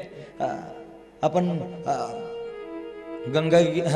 गंगागिरी बाबांचं उदाहरण पाहतो ना. म्हणतात ते वारीला जायचे आणि जाताना त्या ठिकाणी असं आहे, पडशी पत्ता धोत्राचा एक पिळा बाहेर आणायचे आणि त्या झोपडीला त्या ठिकाणी आग लावून द्यायची.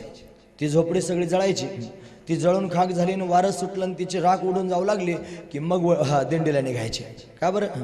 अरे तो संसार जर असा ठेवला तर त्याची आठवण येईल ना परत, म्हणून जाळून टाकायचं. त्याने प्रॅक्टिकली करून दाखवलं. आपण तसं नाही करायचं.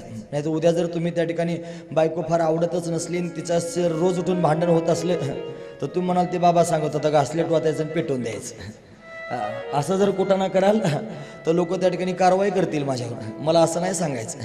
बाहेरून काही पेटवायची गरज नाही.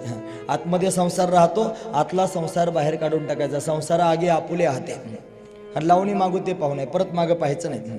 कसं पाहायचं नाही? कसा जाळायचा संसार? तुका म्हणे वावे तैशापरी धीट आणि पतंग हा नीट दीपासोयी. पतंग जसा त्या ठिकाणी दिव्यावर झडप घालून जातो आणि स्वतःला जाळून टाकतो, तसं स्वतःचं अस्तित्व संपवावं आणि परमात्म्यात विलीन होऊन जावं. परमात्म्याचं अस्तित्व प्रगट करावं. याचंच नाव आहे रास. रास जर करायची असेल तर आधी करावा लागतो नाश. तुम्ही म्हणाला आता सारा नासडा करायला लावतोय. कशाचा नाश करावा? अरे स्वतःच्या अस्तित्वाचा नाश करावा, अहंकाराचा नाश करावा, मग रास करता येते. म्हणून त्या ठिकाणी अंतकरणातून संसार बाजूला काढावा. ज्याला हे करता येतं त्यानं हे त्या ठिकाणी ऐकावं, नाहीतर ऐकायचं सुद्धा नाही. का बरं? तू म्हणला आम्ही ऐकू नको का? मग मी म्हणतो असं नाही. तो बरं म्हणतात सांगतो ते तुम्ही ऐकावे कानी, मी काय सांगतोय ते तुम्ही कान उंच करून ऐका. म्हणे काय? आमुचे नाचणी नाचू नका, आमच्या तालात नाचू नका. म्हणे का बरं? जोवरी तुम्हाला मागीलांची आस तोवरी उदास होऊ नका. जोपर्यंत तुम्हाला या मागच्या प्रपंचातल्या लोकांची आस आहे ना, त्यांच्याकडून तुम्हाला आशा वाटते ना, तोपर्यंत उदास होऊ नका. म्हणे का बरं? तो का म्हणे काय वायावी न धिंद पतीना गोविंद दोन्ही नाही. जर पती प्राप्त व्हायचं नाही आणि गोविंदही प्राप्त व्हायचं नाही, दोन्हीकडे पण मुकाल. म्हणून त्या ठिकाणी एक काहीतरी करा, भगवंताला त्या ठिकाणी भजा. दोही पेवावरी ठेवू जात आहात आणि होया अपघात शरीराचा. म्हणून त्या ठिकाणी साधू संत वर्णन करून सांगतात परमात्म्याची शरणागती. गोपिकांनी असंच केलं. संसाराला त्या ठिकाणी अंतकरणातून बाहेर काढून टाकलं आणि भगवंताकडे निघाल्या. म्हणून भगवान त्या ठिकाणी गोपिकांच्या शब्दाला वश झाला. सर्व विजय असणारा परमात्मा पण हरला आणि गोपिकांबरोबर रास करू लागला. एकटामध्ये उभा आहे, गोपिका अवतीभोवती त्या ठिकाणी उभ्या आहेत. कामदेव आला आणि कामदेवानं भगवंताला ललकारलं. म्हटलं आता राम अवतारात मी आलो होतो म्हटलं, पण एक पत्नी व्रत धारण केलं होतं ना, तिथे माझं काही चाललं नाही. तू व्रतस्थ होतास. आता काही व्रत बीत धारण केलं नाही. आता या गोपिकांबरोबर तुला त्या ठिकाणी रास करायचे आहे, माझ्यावर विजय प्राप्त करून दाखव. म्हणून त्या ठिकाणी कामानं बाण मारले महाराज. कामाचे बाण आहेत ना, 5 बाण असतात कामाचे. वशीकरण, उच्चाटन, मोहन, स्तंभन, उद्दीपन, हे त्या ठिकाणी कामाचे बाण आहेत. कामानं सगळ्या प्रकारच्या बाणांचा प्रयोग केला कन्हैयावर, पण त्याच्यावर काही उपयोग झाला नाही. भगवंताचा स्पर्श झाल्याबरोबर गोपिकांच्या अंतकरणातला काम निघून गेला. पूर्ण काम अवस्था प्राप्त झाली. भगवंताच्या अवतीभोवती त्या ठिकाणी निघून त्या नाचू लागल्या. म्हणून या रासलीलेला नाव पडलं मदन मान मर्दन लीला. मदन म्हणजे कामदेव, मान म्हणजे अभिमान आणि मर्दन म्हणजे घालवणं. मदनाचा अभिमान घालवणारी लीला याला म्हणतात का रासलीला. अशी त्या ठिकाणी रास आहे. मदन मान मर्दन लीला असा असणारा त्या ठिकाणी कन्हैया. या गोपी सामान्य नाहीत, वेदातल्या श्रुती आहेत. या गोपी म्हणजे ऋषीमुनी आहेत. या गोपी म्हणजे त्या ठिकाणी अनेक साधुसंत त्या ठिकाणी तपश्चर्या करून गोपींच्या रूपात प्रत्यक्ष प्रगट झाले. त्या गोपी भगवंताच्या अवतीभोवती त्या ठिकाणी नाचू लागल्या. नाचता नाचता गोपींच्या अंतकरणामध्ये एक विलक्षण भाव तयार झाला. ते म्हणले बघा, सगळ्या जगातल्या स्त्रियांपेक्षा आपण केवढ्या श्रेष्ठ आहोत. भगवान आपल्याबरोबर नाचतोय, मध्ये सर्वांच्या उभा आहे. देवाला हे सहन होत नाही. तिथे अस्तित्व आलं आणि दुसऱ्याचा विचार त्या ठिकाणी करू लागल्या. मानवती झाल्या गोपी. देवाला त्या ठिकाणी तो अभिमान सहन होत नाही, विकल्प सुद्धा सहन होत नाही देवाला. 2 गोष्टी त्या ठिकाणी जमत नाहीत. मग भगवान विचार करतात आता थांबायचं नाही, आता गेलं पाहिजे लवकर. म्हणून भगवंताने एका गोपीला आपल्या बरोबर घेतलं, जी रासेश्वरी आहे, महाभाव स्वरूप आहे. तिच्या पोटात काही विकल्प होत नाही. तिला बरोबर घेतलं आणि भगवान गुप्त झाले. सगळ्या गोपिकांबरोबर त्या ठिकाणी क्रीडा करत असणारा भगवान एकाएकी दिसेनासा झाला आणि गोपिकांनी पाहायला सुरुवात केलं. अरे देव दिसत नाही, कुठे गेला असेल, कुठे गेला, कुठे गेला, कुठे गेला म्हणून गोपिका रडू लागल्या. कासावीस होऊन भगवंताला हाका मारू लागल्या. गोपिकांना झाला विरह, आधी होता पूर्वानुराग. भगवान भेटला, झालं मिलन, मिलनानुराग. आणि आता विरहामध्ये भगवंताच्या त्या ठिकाणी रडू लागल्या. कन्हैयाला हाका मारू लागल्या, कान्हैया हे जगजेठी कुठे आम्हाला सोडून गेलास रे? कान्हैया रे जग जेठी, कान्हैया रे जग जेठी,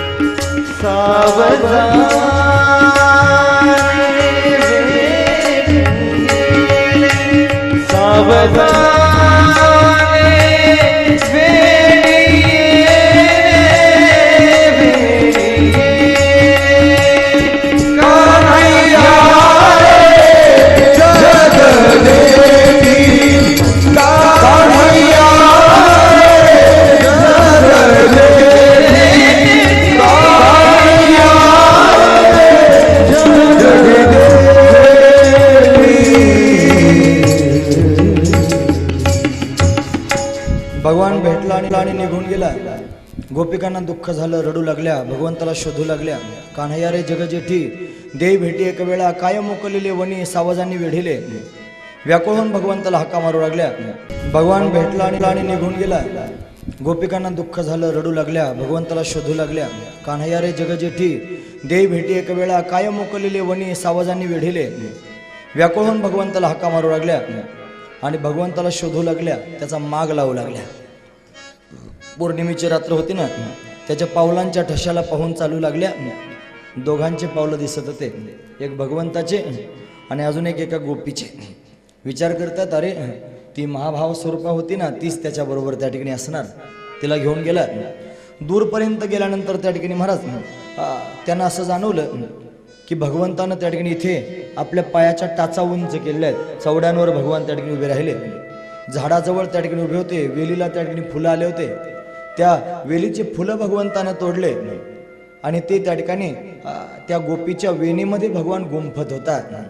ती गोपी भगवती राधाराणी तिच्या वेणीत त्या ठिकाणी इथं बसून भगवंतानं फुलं गुंफले हे त्या गोपींना कळालं. आणि मग त्या ठिकाणी विचार करू लागल्या, ती गोपी सुद्धा इथेच कुठेतरी असेल, भगवान इथेच कुठे आहेत पाहू लागल्या. काय झालं होतं माहिती आहे? जिला बरोबर घेऊन गेले होते ना, ती त्या ठिकाणी भगवंताला म्हणत होती की देवा आता फार वेळ आपण चाललो नाही का, मी फार थकले रे, मला थोडं खांद्यावर घेतोस का. तिला पण त्या ठिकाणी मान प्राप्त झाला. ती म्हटली बघा सगळ्या गोपींना सोडलं आणि मला एकटीला घेऊन आले. मग वास्तविक पाहता तिला हे कधीच होत नाही. पण का झालं, त्या गोपिकांवर कृपा करायची होती ना, सगळ्या जगावर कृपा करायचंच काम करते महाराज. ती करुणामयी आहे म्हणून तिच्यावर त्या ठिकाणी अशा पद्धतीने अभिमानाचा आरोप करायचं काही काम नाही. पण ती लीला करते आहे, ती सुद्धा लीलाकारी आहे. भगवंतानं त्या ठिकाणी ठरवलं, हिच्या मनात असं आलं ना, मग तिला खांद्यावर घ्यायला तयार झाले. चालायला तुला फार त्रास होतो ना, म्हणून तुला घेतलं महाराज, खांद्यावर घेऊ लागले, खांद्यापर्यंत नेले आणि भगवान गुप्त झाले. एवढ्या उंचीवर जाऊन रपकन खाली पडली. परमार्थात कधी कधी असं होतं ना महाराज, माणूस फार उंच जातो परमार्थ करता करता, आणि तिथे जाऊन जर त्या ठिकाणी दगडावर दगड रचायला लागला, कळतं ना तुम्हाला, की मग त्यानं आत्तापर्यंत केलेली साधना सगळी निघून जाते आणि एवढ्यावरून खाली पडावं लागतं. असं त्या ठिकाणी घडलं. भगवान निघून गेले. ती रडू लागली, कासावीस होऊ लागली. ती भगवंताची वाट पाहत होती. इतक्यात या गोपी तिथे त्या ठिकाणी जायला निघाल्या. पण जाताना त्यांची अवस्था कशी होती माहिती आहे? या सगळ्या गोपी त्या ठिकाणी भगवंताचं चिंतन करत होत्या आणि चिंतने तद्रुपता या नायाने या गोपींनाच त्या ठिकाणी कृष्णभाव प्राप्त झाला होता. सगळ्या गोपी कृष्णमय झाल्या होत्या आणि कृष्णासारखंच त्या ठिकाणी वागू लागल्या होत्या. कसं माहिती आहे? एका गोपीनं दुसऱ्या गोपीला पकडलं आणि पकडून त्या ठिकाणी महाराज तिचं अशा पद्धतीने स्तनपान करू लागली. म्हणे ही पुतना आहे, मी कृष्ण आहे, मारूनच टाकतो म्हणे तुला. पुतणीला त्या ठिकाणी म्हणू लागली. एक गोपी दुसऱ्या गोपीला म्हणते. एका गोपीनं त्या ठिकाणी महाराज आपली ओढणी अशी उंच आकाशात धरली आणि सर्वांना म्हटली, चला मी कृष्ण आहे, मी गोवर्धन धारण केलंय, माझ्या आश्रयाला या. गोपी म्हणते. तिची अवस्था तशीच आहे. एका गोपीनं त्या ठिकाणी महाराज दुसऱ्या गोपीला पकडलं, तिच्या डोक्यावर पाय दिला. ते म्हणे, चल कालिया, आमच्या इथे राहायचं नाही वृंदावनात, चालता हो. दुसऱ्या गोपीला म्हणते आहे. ही गोपिकांना कृष्ण चिंतनानं प्राप्त झालेली अवस्था, भगवंताच्या भेटीकरिता व्याकुळ झालेल्या गोपी, त्यांच्या चित्तात ही अवस्था आहे. रोज मी तुमच्या समोर सांगतोय इतक्या वाजता थांबेन, इतक्या वाजता थांबेन, पण आज मात्र सांगणार नाही मी किती वाजता थांबेन, कारण मला माहिती आहे किती वाजणार आहेत ते. पण तुम्हाला सांगितलं तर मग तुम्ही माझ्याकडं असं पाहायला सुरुवात कराल, म्हणून काही सांगत नाही, फक्त ऐकत राहा. उद्या संध्याकाळी परत तुम्हाला इथं सांगायला येणार नाही. ऐकायचं असलं तर सोनं येत या, मग ऐकायला भेटेल. चला, गोपिकांना ही अवस्था प्राप्त झाली. यानंतर काय झालं माहिती आहे? एका गोपीनं त्या ठिकाणी दुसऱ्या गोपीला जवळ बोलावलं, तिच्या गळ्यामध्ये हात घातला. उभी राहिली महाराज, देहुडा चरण. म्हणते, मी कृष्ण आहे आणि माझी राधा आहे. दोघी गोपीच आहेत, पण एक झाली कृष्ण आणि दुसरी झाली राधा. मी आता तुमच्यावर रास करणार आहे, म्हणून रास करायला सुरुवात केली. असा भाव भक्तांच्या अंतकरणामध्ये तयार होतो. कृष्ण भावना, ही कृष्ण भावना तयार होणं फार महत्वाचं आहे. अशा विभोर झालेल्या गोपी शोधत शोधत निघाल्या होत्या आणि इतक्यात त्यांना त्या ठिकाणी ती रडणारी गोपी सापडली एकटीच. तिची अवस्था पाहिली, तिने या गोपिकांना पाहिलं आणि त्यांच्यावर बोलू लागली. महाराज, ती गोपी ती भगवंताशी आधी बोलत होती. जीवाची या जीवा, प्रेम भावाची या भावा, तुझं वाचून केशवा आणून आवडे, जीवे अनुसरले. आता गोपिकांना म्हणते, अजूनही का नाही, वेगी आणावा तो सये प्राणू माझा, तो माझा प्राण आहे, त्याला लवकर घेऊन या. सौभाग्य सुंदरू, लावण्य अगरू, बापर कुमादेवरू, श्री विठ्ठलू, त्याला त्या ठिकाणी घेऊन या. असं त्या ठिकाणी गोपी बोलू लागली. मग मात्र त्या ठिकाणी सगळ्या गोपींना तिच्या अंतकरणाची स्थिती कळाली. रडते आहे आणि पुन्हा पुन्हा त्या ठिकाणी म्हणते आहे, हे मनवेडे रमतची नाही, मनवेडे रमतची नाही, मनवेडे रमतची नाही, मनवेडे रमतची नाही. कृष्ण भेट बाबाई, कृष्ण भेट बाबाई, मनवेडे रमतची नाही, मनवेडे रमतची नाही, मनवेडे रमतची नाही. मनवेडे रमतची नाही, मज कृष्ण भेट बाबाई, मज कृष्ण भेट बाबाई, मनवेडे रमतची नाही, मनवेडे रमतची नाही. मन वेड रमत नाही, माझा कृष्ण भेट बाबाई. केव्हा भगवान भेटेल असं त्या ठिकाणी वाटतंय. हा नाथ रमण पृष्ठ क्वासी क्वासी महाभुज, दास्यस्ते कृपया नाम मे सखे दर्शय. हे सख्यांनो, तो भगवान केव्हा भेटेल अशी अवस्था त्या ठिकाणी प्राप्त झाली.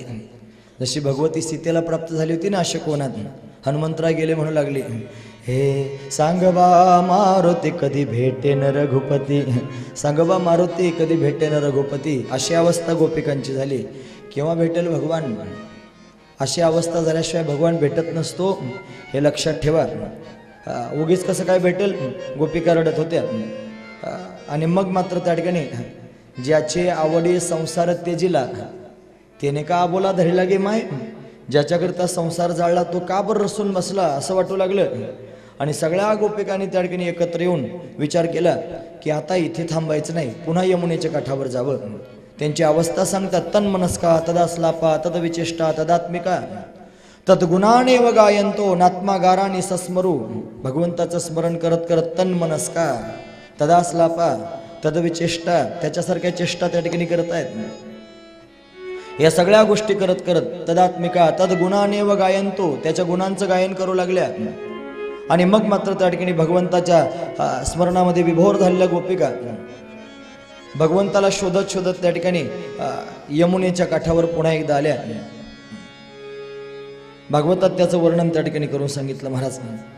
या गोपिका यमुनेच्या काठावर येऊन भगवंताची वाट पाहत आहेत. पुनः पुलिन मागत्य, पुन्हा त्या ठिकाणी यमुनेच्या काठावर येऊन कालिंद्या कृष्ण भावना, कृष्ण भावनेमध्ये त्या ठिकाणी कालिंदीच्या काठावर विभोर झाल्या.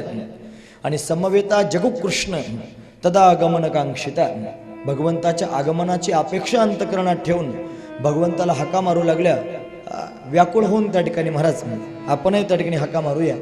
हे दिलदार यार प्यारे गलियों में मेरे आजा, दिलदार यार प्यारे गलियों में मेरे आजा, मेरा यार बन के आजा, मेरा प्यार बन के आजा, मेरा यार बन के आजा, मेरा प्यार बन के आजा, मेरा यार बन के आजा, मेरा प्यार बन के आजा, मेरा यार बन के आजा, मेरा प्यार बन के आजा,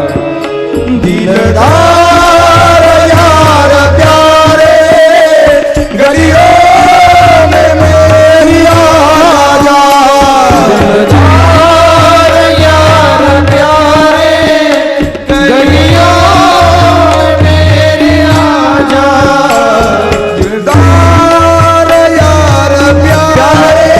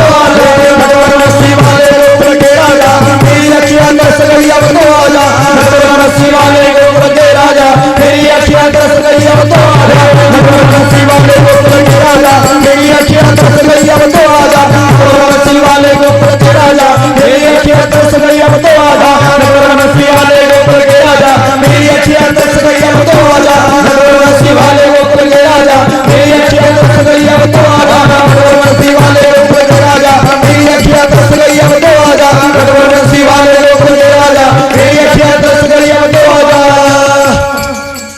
दिलदार यार प्यारे गलियों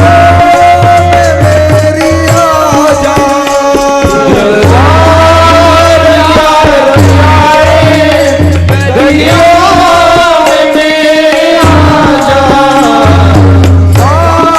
दिलदार यार प्यारे गलियों में मेरे आजा, यार यार प्यारे गलियों में मेरी आजा, दिलदार यार प्यारे गलियों में मेरे आजा, मेरा यार बन के आजा, मेरा प्यार बन के आजा, मेरा यार बन के आजा, मेरा प्यार बन के आजा, दिलदार गलियों में मेरी आजा, यार प्यारे गलियों में मेरी आजा, गोपाल कृष्ण भगवान की जय। दिलदार यार प्यारे गलियों में मेरे आजा, मेरा यार बन के आजा, मेरा प्यार बन के आजा, मेरा यार बन के आजा, मेरा प्यार बन के आजा। हरि जी मोरी खियन आगे रहियो, नाथ मोरी अखियन आगे रहियो, गोविंद मोरी अखियन आगे रहियो, नाथ मोरी अखियन आगे रहियो, हरि जी मोरी अखियन आगे रहियो, नाथ मोरी अखियन आगे रहियो, गोविंद मोरी अखियन आगे रहियो।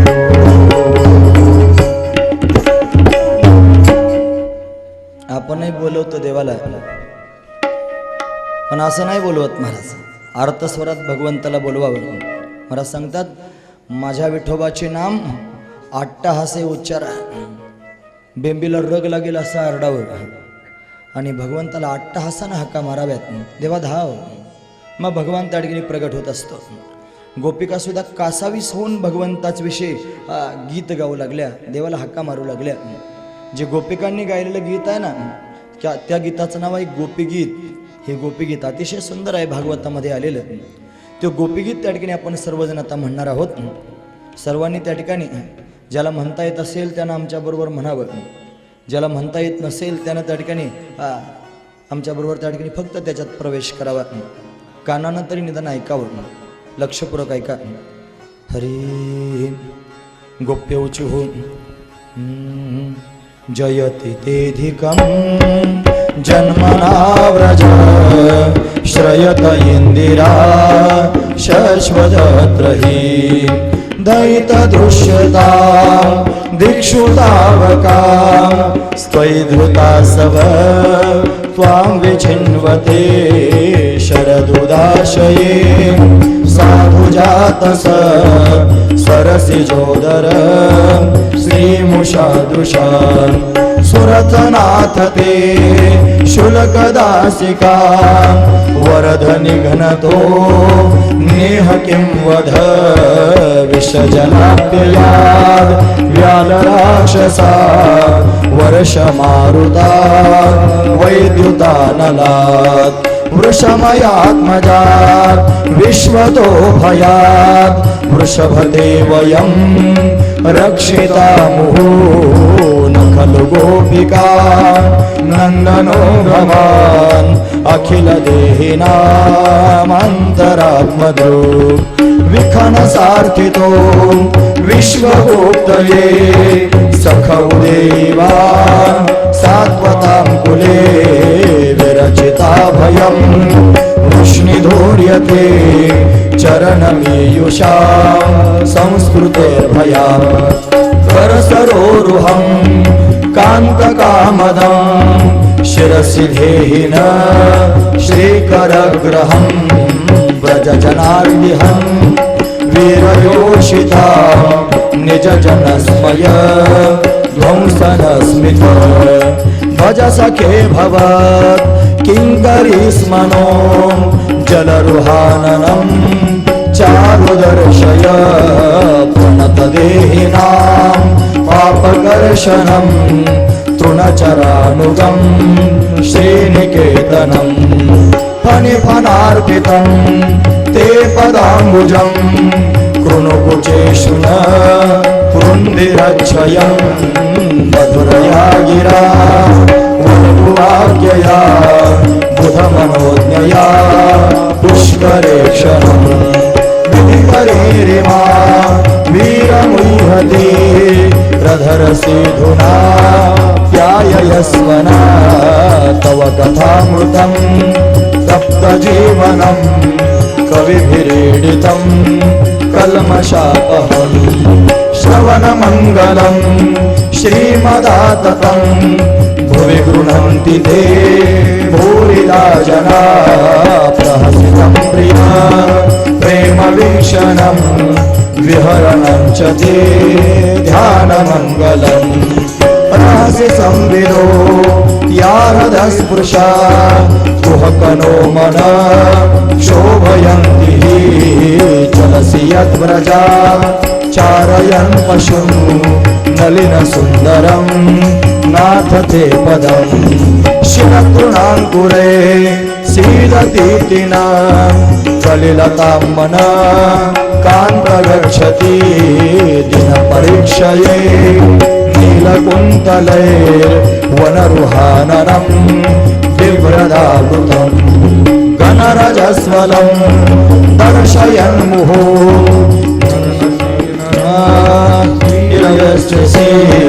प्रणतकामदं पद्मजार्चितं धरणिमण्डनं ध्येयमापदि चरणपङ्कजं शन्तमं च ते रमणनस्तनेश्वरपयाधिहन् सुरतवर्धनं शोकनाशनं स्वरितवेणुना सुश्रुचुम्बितम् इतररागवे स्मारणं नृणां वितरवीरनस्ते धरामृतम् अटसि यद्भवान् वह्निकाननं त्रुटिर्युगायते त्वामपश्यतां कुटिलकुन्तलं श्रीमुखं च ते जड उदीक्षतां लक्ष्मकृदृशाम् अतिसुतान्वय भ्रातृबान्धवान् अतिविलङ्घ्यते त्यच्युतागतान्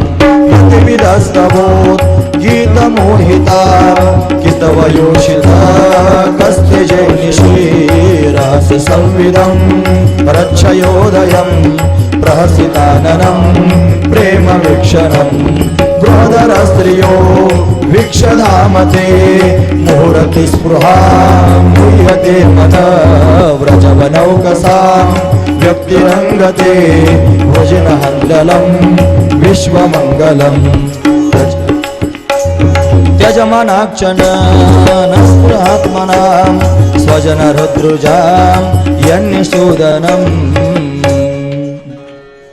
यत्ते सुजातचरणाम्बुरुहं स्तनेषु भीताशने प्रियदधिमहि कर्कशेषु ते नाटवी मटसि तत्व्यथतेन किं स्वित् कुरुपादिभिर्भ्रमति धीरभवदायुषां नः। गोपिकांनी अशा पद्धतीनं गोपीगीत गायलेलं आहे महाराज. 19 श्लोक आहेत. याच्यामध्ये असणार हे त्या ठिकाणी गोपीगीत आहे. गोपिकांनी हृदयातला भाव भगवंताच्या समोर प्रगट केला. गोपिकांच्या डोळ्यातून अश्रुधारा वाहू लागल्या. या अश्रुधारांमधून त्या ठिकाणी महाराज गोपिकांच्या अंतकरणातला अहंकार गळून गेला. आपल्याकडून जर अपराध घडला ना, तर त्या अपराधाची आपल्याला जाणीव झाल्यानंतर पश्चाताप जेव्हा होतो आणि पश्चातापाचे अश्रू ज्या वेळेला वाहू लागतात ना, तेव्हा आपण केलेलं त्या ठिकाणी कर्म त्याच्यातून वाहून जातं महाराज. गोपिकांचा अभिमान त्यांच्या नेत्रातल्या अश्रूंमधून त्या ठिकाणी वाहून गेला आणि भगवंताला ते कळालं. श्री शुकदेवजी महाराज वर्णन करून सांगतात, इति गोप्य प्रगायंत्य प्रलपंतश्च चित्रधान रुर्दु सुस्वरम राजन कृष्ण दर्शन लालसा. कृष्णाच्या दर्शनाची लालसा पोटात ठेवून गोपिका रडत होत्या. आणि कशा रडत होत्या? त्याचे संसार वासना, संसाराची वासना अंतकरणातून टाकली आणि भगवत दर्शनाची वासना धारण करून रडत होत्या. म्हणून भगवान प्रत्यक्ष प्रगट झाले. काय झालं माहिती आहे मग? तासाम आविर्भूत शौरी स्मयमान मुखांबुजः पीतांबर धरस्रग्वी साक्षान मन्मथ मन्मथ. तासाम आविर्भूत शौरी, त्यांच्यामध्ये भगवान प्रत्यक्ष प्रगट झाला. प्रत्यक्ष प्रगट झालं. स्मयमान मुखांबुजः, स्मितहास्य करत त्या ठिकाणी उभा आहे. आणि असा असणारा त्या ठिकाणी परमात्मा पीतांबर धरस्रग्वी, पीतांबर धारण करून आला. आणि साक्षात मन्मथ मन्मथ, मन्मथ शब्दाचा अर्थ होतो कामदेव. आणि कामदेवाच्या मनाचं मंथन करणारा, कामदेवाला सुद्धा त्या ठिकाणी मोहित करणारा भगवान प्रत्यक्ष प्रगट झाला. गोपिकांनी त्याला पाहिलं, अतिशय आनंद झाला. रडणाऱ्या वाट पाहणाऱ्या गोपिका भगवंताला पाहून विभोर झाल्या आणि भगवंताच्या समोर आल्या. गोपीगीत गायलं होतं ना, गोपीगीत आपण जसं वारकरी संप्रदायामध्ये रोज नित्यनेमानं हरिपाठ म्हणतो ना, तसं व्रजवासी लोक रोज नित्यनेमानं गोपीगीत म्हणतात. गोपीगीत हे गोपीगीत आता फक्त आपण म्हटलो, त्यातला भाव प्रगट करण्या इतका वेळ माझ्याकडे शिल्लक नाही. म्हणून त्या ठिकाणी महाराज याच्यातला भाव कधीतरी ऐकला पाहिजे. आमचा असा मनोदय आहे, कधीतरी त्या ठिकाणी फक्त दशमस्कंधावरची कथा करायची. त्यापेक्षा दशमस्कंधाअंतर्गत असणारी 5 अध्याय, रास पंचाध्यायी, फक्त रास पंचाध्यायावर 7 दिवस कथा करावी. त्याच्यापेक्षाही रास पंचाध्यायीमध्ये असणारं त्या ठिकाणी महाराज गोपीगीत, या गोपीगीतावर 7 दिवस कथा करावी. फार सुंदर आहे गोपीगीत. त्यातला भाव तो असा नाही सहजासहजी कळत. हे गोपीगीत म्हणजे भगवंत हा या भागवतामध्ये असणारा मुख्य प्राण आहे. गोपीगीत कधीतरी निवांत वेळ जर मिळाला तर भागवत आपल्या घरामध्ये घेऊन या. श्रीमद भागवत गीता प्रेस गोरखपूर त्यांचं त्या ठिकाणी प्रकाशित झालेलं आहे. 2 भागांमध्ये आहे. फार तर फार त्याची आता 350 रुपये 400 रुपये किंमत असेल. 400 रुपये एवढी त्याची छोटीशी किंमत आहे. ते जर घरात आणलं आणि वेळ मिळेल असं वाचायला सुरुवात केली तर फार काही आत्मसात करता येईल. बारकाईनं गोपीगीत वाचावं, गोपींच्या अंतकरणातला भाव कळेल. भगवान प्रत्यक्ष प्रगट झाले. गोपी त्याच्या दिशेनं त्या ठिकाणी धावू लागल्या, पुढे सरसावल्या. कोणी त्याच्या चरणांना मिठी घातली. देवा कसा सोडून गेला तास रे. कोणी त्याचा हात आपल्या हातात घेतला, कोणी त्याच्या खांद्यावर हात ठेवून उभं राहिलं, कोणी त्याच्याकडे पाहतच राहिलं, कोणी आबोला धारण केला. काही मानवती झाल्या. परमार्थामध्ये मान चालतो पण अभिमान चालत नाही. मान म्हणजे काय? मान म्हणजे रुसणे. परमार्थात रुसलेलं चालतं, देवावर रुसतात ना साधू संत. गोपिका रुसत होत्या, काही रुसल्या होत्या, रागानं बघत होत्या. एका गोपीनं त्या ठिकाणी आपली ओढणी जमिनीवरती अंथरवली. सांगितलं का नाही, या याच्यावर बैस. भगवान तिथे बसला. गोपिकांनी गराडा घातला. एका गोपीनं भगवंतानं चावलेलं पान, ते पान त्या ठिकाणी घेतलं, स्वतः खायला सुरुवात केली. भागवतातलं वर्णन आहे. याच्याकडे पाहत असताना लोक त्या ठिकाणी विचित्र दृष्टीने पाहतात. का? आपल्याकडे आपली दृष्टी आहे. प्रत्येक मनुष्य स्वतःच्या दृष्टीने पाहतो. त्याला साधू संतांची दृष्टी, गोपिकांची दृष्टी असावी लागेल. आपल्या दृष्टीमध्ये जर संसार काम भरलेला आहे, मग आपल्याला कामच दिसणार त्याच्यात. त्याच्यात पवित्रता कशी दिसेल? आपण त्याच्या चरित्रावर त्या ठिकाणी ताशेरे मारायला सुरुवात करतो. त्याच्यात काही त्या ठिकाणी वाईट भाव, विलक्षण त्या ठिकाणी संसार भाव नव्हता. तिथं तर प्रेम भाव आहे, प्रेम भाव. पण प्रेमानंच भगवान त्यांच्याबरोबर अंगसंग करत होता. गोपिका भगवंताला त्या ठिकाणी पाहून विभोर झाल्या आणि गोपिका भगवंताला विचारू लागल्या, देवा 2-3 प्रकारचे लोक जगात असतात रे. काही लोक असे असतात जो आपल्यावर प्रेम करतो त्याच्यावरच प्रेम करतात. जो आपल्यावर प्रेम करतो त्याच्यावरच प्रेम करतात. काही लोक असे असतात जे प्रेम करत नाहीत त्यांच्यावरही प्रेम करतात. आणि काही लोक असे असतात जे कोणावरच प्रेम करत नाहीत. असे पण लोक आहेत ना, कोणावर त्यांना काय घेणं देणं नाही जगाचं, ते स्वतःच्या मस्तीत मस्त. त्याच्यामध्ये 2-4 प्रकार आहेत. काही आत्माराम स्वरूपात आहेत, काही आप्तकाम आहेत, काही अकृतज्ञ आहेत आणि काही गुरुद्रोही आहेत. असे त्याच्यातही 4 प्रकार आहेत. मग देवा तू कोणत्या प्रकारात मोडतोस? प्रेम करणाऱ्यावर प्रेम करणारा, सर्वांवर प्रेम करणारा, का कोणावरच प्रेम न करणारा? तू कसा आहेस? भगवान म्हटलं खरं सांगू, मी तर सर्वांचा सुहृद आहे, सर्वांचा आत्मा आहे. मी आप्तकाम नाही. आप्तकाम म्हणजे त्या ठिकाणी बस आपलं काम पूर्ण झालं, स्वतःच्या मस्तीत मस्त, काय घेणं देणं नाही. काही त्या ठिकाणी असतात आत्माराम, ज्यांना आत्माराम स्वरूपाची प्राप्ती झाली, काही घेणं देणं नाही कोणाचं, स्वतःच्या मस्तीत मस्त आहेत.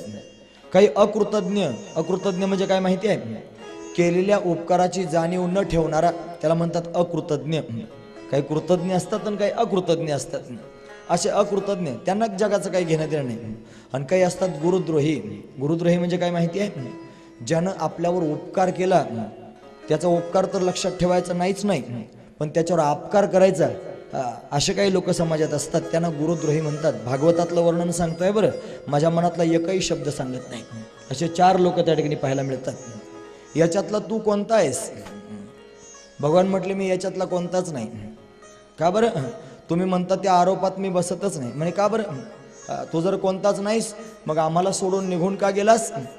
का बरं अंतर्धान झालास? भगवान म्हटले कोण म्हणतो मी अंतर्धान झालो? अरे इथेच होतो तुमच्याजवळ, गुप्त झालोच नाही. म्हणे आम्हाला का बरं दिसत नव्हता? म्हणे दिसत नव्हतो, तुमच्याकडे पाहतच होतो. आणि काय पाहत होतो माहिती आहे? मी पाहत होतो तुम्ही माझ्याकरता कशा रडता, तुम्ही माझ्याकरता कशा व्याकुळ होता, तुम्ही माझ्याकरता कशा कासावीस होता. देव आपल्याकडे पाहतोय, आता सध्या पण पाहतोय, लक्षपूर्वक आहे का? तुम्ही माझ्याकरता किती कासावीस होता हे मी पाहत होतो. खरं सांगू म्हटले, देवानं अंतकरण सांगायला सुरुवात केली. मला कोण आवडतं माहिती आहे? अरे संसाराची वासना टाकून माझ्याकरता रडणारी माणसं मला फार आवडतात, फार प्रिय आहेत. माझ्याकरता रडणारी माणसं. लोक रडतात ना देवाच्या समोर जाऊन. कोणीतरी आम्हाला एक SMS केला, त्याच्यात असं लिहिलं, देवाला त्या ठिकाणी उद्देशून बोलतं, देवा कसे लोक जन्माला घातले रे. अरे तुझ्या दारात बसून त्या ठिकाणी रडतात, पण तुझ्याकरता रडत नाही, दुसऱ्याकरता रडतात. असे लोक जगात आहेत.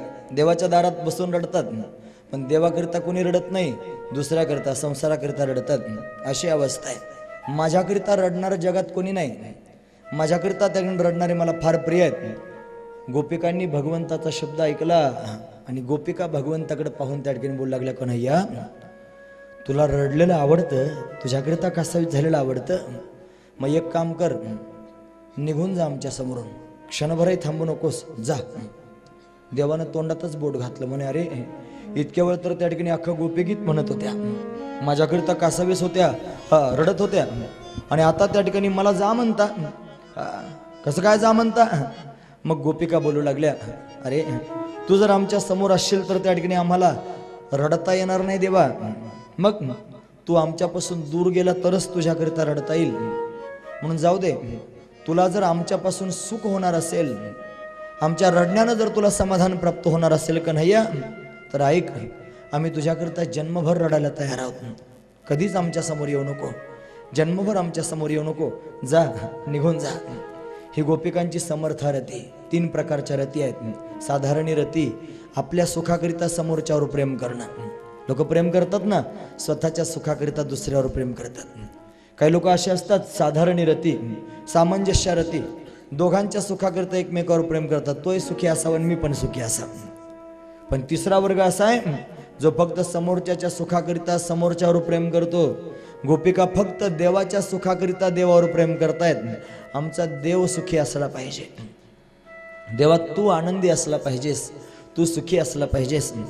मग ऐक कन्हैया, आमच्या रडण्यानं, आमच्या व्याकुळ होण्यानं, आमच्या कासावीस होण्यानं जर तू सुखी होणार असशील तर तू निघून जा. हे निघून जा शब्द ऐकल्याबरोबर कन्हैया त्या ठिकाणी गोपिकांकडे पाहून बोलू लागला, हात जोडून, अनंत कोटी ब्रह्मांडाचा नायक आहे माझा भगवान. या भगवंतानं गोपिकांच्या समोर 2 गुडघे टेकवले आणि हात जोडून गोपिकांच्या मुखारविंदाकडे पाहून बोलू लागला, गोपिकांनो सगळं काही म्हणा, पण तुम्हाला सोडून जाण्याचं मला सांगू नका. मी तुम्हाला सोडून जाऊ शकत नाही, मी अखंड तुमच्या बरोबरच त्या ठिकाणी राहीन. मला जा म्हणू नका. म्हणे का? अरे उलट मी तुमची सेवा केली पाहिजे. मी अपेक्षा करतो की देवतांचं दिव्य शरीर मला प्राप्त व्हावं, देवतांसारखं दिव्य आयुष्य मला मिळावं, आणि ते आयुष्य प्राप्त करून मी सदैव तुमची सेवा करत राहावं, तरी सुद्धा मला तुमच्या ऋणातून उतराई होता यायचं नाही का? त्याचं कारण असं आहे, संसाराच्या ज्या नाजूक नाजूक बेड्या आहेत ना, त्या बेड्या मोठ्या मोठ्या लोकांना सोडता आले नाहीत. जपी तपी संन्याशी ज्ञानी योगी महंत या सर्वांना त्या ठिकाणी संसार सुटत नाही महाराज. त्या अतिशय नाजूक असणाऱ्या संसाराच्या बेड्या तुम्ही माझ्याकरिता सोडलात आणि सगळ्या संसाराला लात मारून संसाराची दानादीन करून माझ्या समोर तुम्ही उभे आहात. मागे पाहायची तुमची बिलकुल तयारी नाही, माझ्याच करिता त्या ठिकाणी उभे आहात. मला तुमच्याशिवाय जगात कोणीच नाही. खरं सांगू, भगवान बोलू लागले, लक्ष्मी माझी पत्नी ती मला प्रिय नाही, बलराम माझा भाऊ मला प्रिय नाही, भगवान शंकर माझा आत्मा मला प्रिय नाही, मग मला तुम्ही प्रिय आहात. तुमच्याशिवाय या जगात मला दुसरं कोणीच नाही, मला जा म्हणू नका. आणि मग गोपिका भगवंताच्या समोर उभ्या राहिल्या.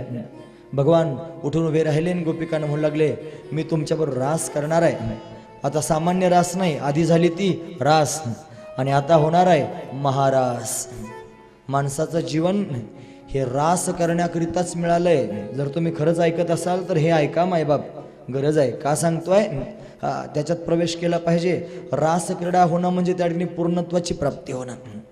रासक्रीडा म्हणजे त्या ठिकाणी जीवनामध्ये विलक्षण दिव्य स्वरूप प्राप्त होणं. तिथे जीवपणा संपून जातो महाराज, दिव्यता प्राप्त होते. ज्यावेळेला हा दिवा त्या ठिकाणी विजतो ना, तो विजत असताना असा त्या ठिकाणी विजत नाही सहजासहजी, मग तो आधी भडकतो आणि मग विजतो, भडकतो. तसं त्या ठिकाणी गोपी होणं, संसार त्या ठिकाणी त्या टाकणं म्हणजे भडकणं आणि भडकून त्या ठिकाणी मग परमात्म्यात विलीन होऊन जाणं, अशी अवस्था. म्हणून गोपिकांचं म्हणणं ऐकून भगवानही विभोर झाले आणि गोपिकांच्या समोर त्या ठिकाणी विनवणी करू लागले. आधी गोपिका विनवणी करत होत्या, आता भगवान विनवणी करतात. आता मी तुमच्यावर महाराज करणार आहे. भगवान सर्वांच्या समोर उभे आहेत. पण ऐका, आधी एकटेच उभे होते, एका सगळ्या गोपी भगवंताकडे पाहत होत्या. पण आता असं झालं, देवानं त्या ठिकाणी अनेक रूप धारण केले. एक गवळ आणि एक गोपाळ धरुणी नाचती रास मंडळ. आता अनेक रूप भगवंतानं धारण केले आणि प्रत्येक गोपीच्या समोर उभं राहून भगवान आता नाचू लागला. गोपिकांनी त्या ठिकाणी पदर समोर केले आणि पुन्हा भगवंताला म्हणू लागले, महाराज कान्हा रे थोडासा प्यार दे, चरणों में बैठा के तार दे. कान्हा रे थोड़ा सा प्यार दे, चरणों में बैठा के तार दे. ओ गोरी घूंघट उगार ले, प्रेम की भिक्षा झोली में डाल दे. ओ गोरी घूंघट उधार दे, प्रेम की भिक्षा झोली में डाल दे. प्रेम गली में आके गुजरिया, भूल गई रे घर की डगरिया. प्रेम गली में आके गुजरिया, भूल गई रे घर की डगरिया. चकता था तन मन जीवन, तब तक है अर्पण प्यार सवरिया. जब तकता था तन मन जीवन, तब तक है अर्पण प्यार सवरिया. अरे पाया था तूने रंग ऐसा डाला, बंधन में बांध गया बांधने वाला. आया था तूने रंग ऐसा डाला, बंधन में बांध गया बांधने वाला. कान्हा रे थोड़ा सा प्यार दे, चरणों में बैठा के तार दे.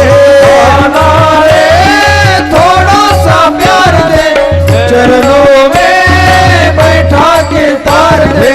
ओ गोरी घूंघट उगार ले, प्रेम की भिक्षा झोली में डाल दे. ओ गोरी घूंघट उतार ले, प्रेम की भिक्षा झोली में डाल दे. अरे प्रेम गली में आके गुजरिया, भूल गई रे घर की डगरिया. प्रेम गली में आके गुजरिया, भूल गई रे घर की डगरिया अरे पायात तूने रंगाईचा डाला बंधन में बांध गया बांधने वाला आया था तूने रंग ऐसा डाला बंधन गए बांध गया बांधने वाला कान्हा रे थोड़ा सा प्यार दे चरणों में बैठा के तार दे कान्हा रे थोड़ा सा प्यार दे चरणों में बैठा के तार दे ऐ वो गोरी घूंघट उगार ले प्रेम की भिक्षा झोली में डाल दे ओ गोरी घूंघट उतार दे प्रेम की भिक्षा झोली में डाल दे गोपाल कृष्ण भगवान की जय हे पौर्णिमेच्या राती ग यमुनेच्या काठी गोकुळ अवतरले रे गोड हसू गालात नाचू गाऊ तालात पैजन थर थरले पौर्णिमेच्या राती ग यमुनेच्या काठी गोकुळ अवतरले गोड सुगालात नाचू गाऊ तालात पैजन थरथरले कान्हा दिसतो उठून गोपी आल्या नटून कान्हा दिसतो उठून गोपी आल्या नटून नव्या नवतीचा शृंगार केला आज आनंदी आनंद झाला आज आनंदी आनंद झाला आनंदी आनंद झाला आज आनंदी आनंद झाला किती सांगू कोणाला किती सांगू कोणाला आज आनंदी आनंद झाला आज आनंदी आनंद झाला आज आनंदी आनंद झाला आज आनंदी आनंद झाला हे खेळ असा रंगला ग खेळणारा दमला टिपरीवर टिपरी पडे रे लग्न छपून गिरधारी मारी तो ग पिचकार रंगाची पडती सडे खेळ असा रंगला हो खेळणारा दंगला टिपरीवर टिपरी छपून गिरधारी मारी तो ग पिचकारी रंगाची पडती सडे फिर धरती दिशा धुंद झाली निशा फिर धरती दिशा धुंद झाली निशा रास रंगाच्या घरात नाला आज आनंदी आनंद झाला. भगवंतानं महारास केलेली आहे. महारास रास आणि महारास ह्याच्यात फरक आहे. रासलीलेमध्ये भगवान एकटाच आहे उभा आणि सगळ्या गोपिका अवतीभोवती नाचतायत. आणि महारास त्याला म्हणावं ज्याच्यामध्ये भगवंतानं दोन गोपींच्या मध्ये एक रूप धारण करून उभं राहायचं ठरवलं. असा असणारा भगवान गोपिकांना आनंद देतोय. महाराज प्रत्येक गोपी बरोबर भगवान त्या ठिकाणी नाचतोय आणि दिव्य त्या ठिकाणी आनंद गोपिकांना प्राप्त होतोय. 6 महिन्यांची रात्र केली होती आणि भगवान त्या ठिकाणी गोपिकांना आनंद देत होते. अशी सुंदर लीला वर्णन करून सांगितली. 75 45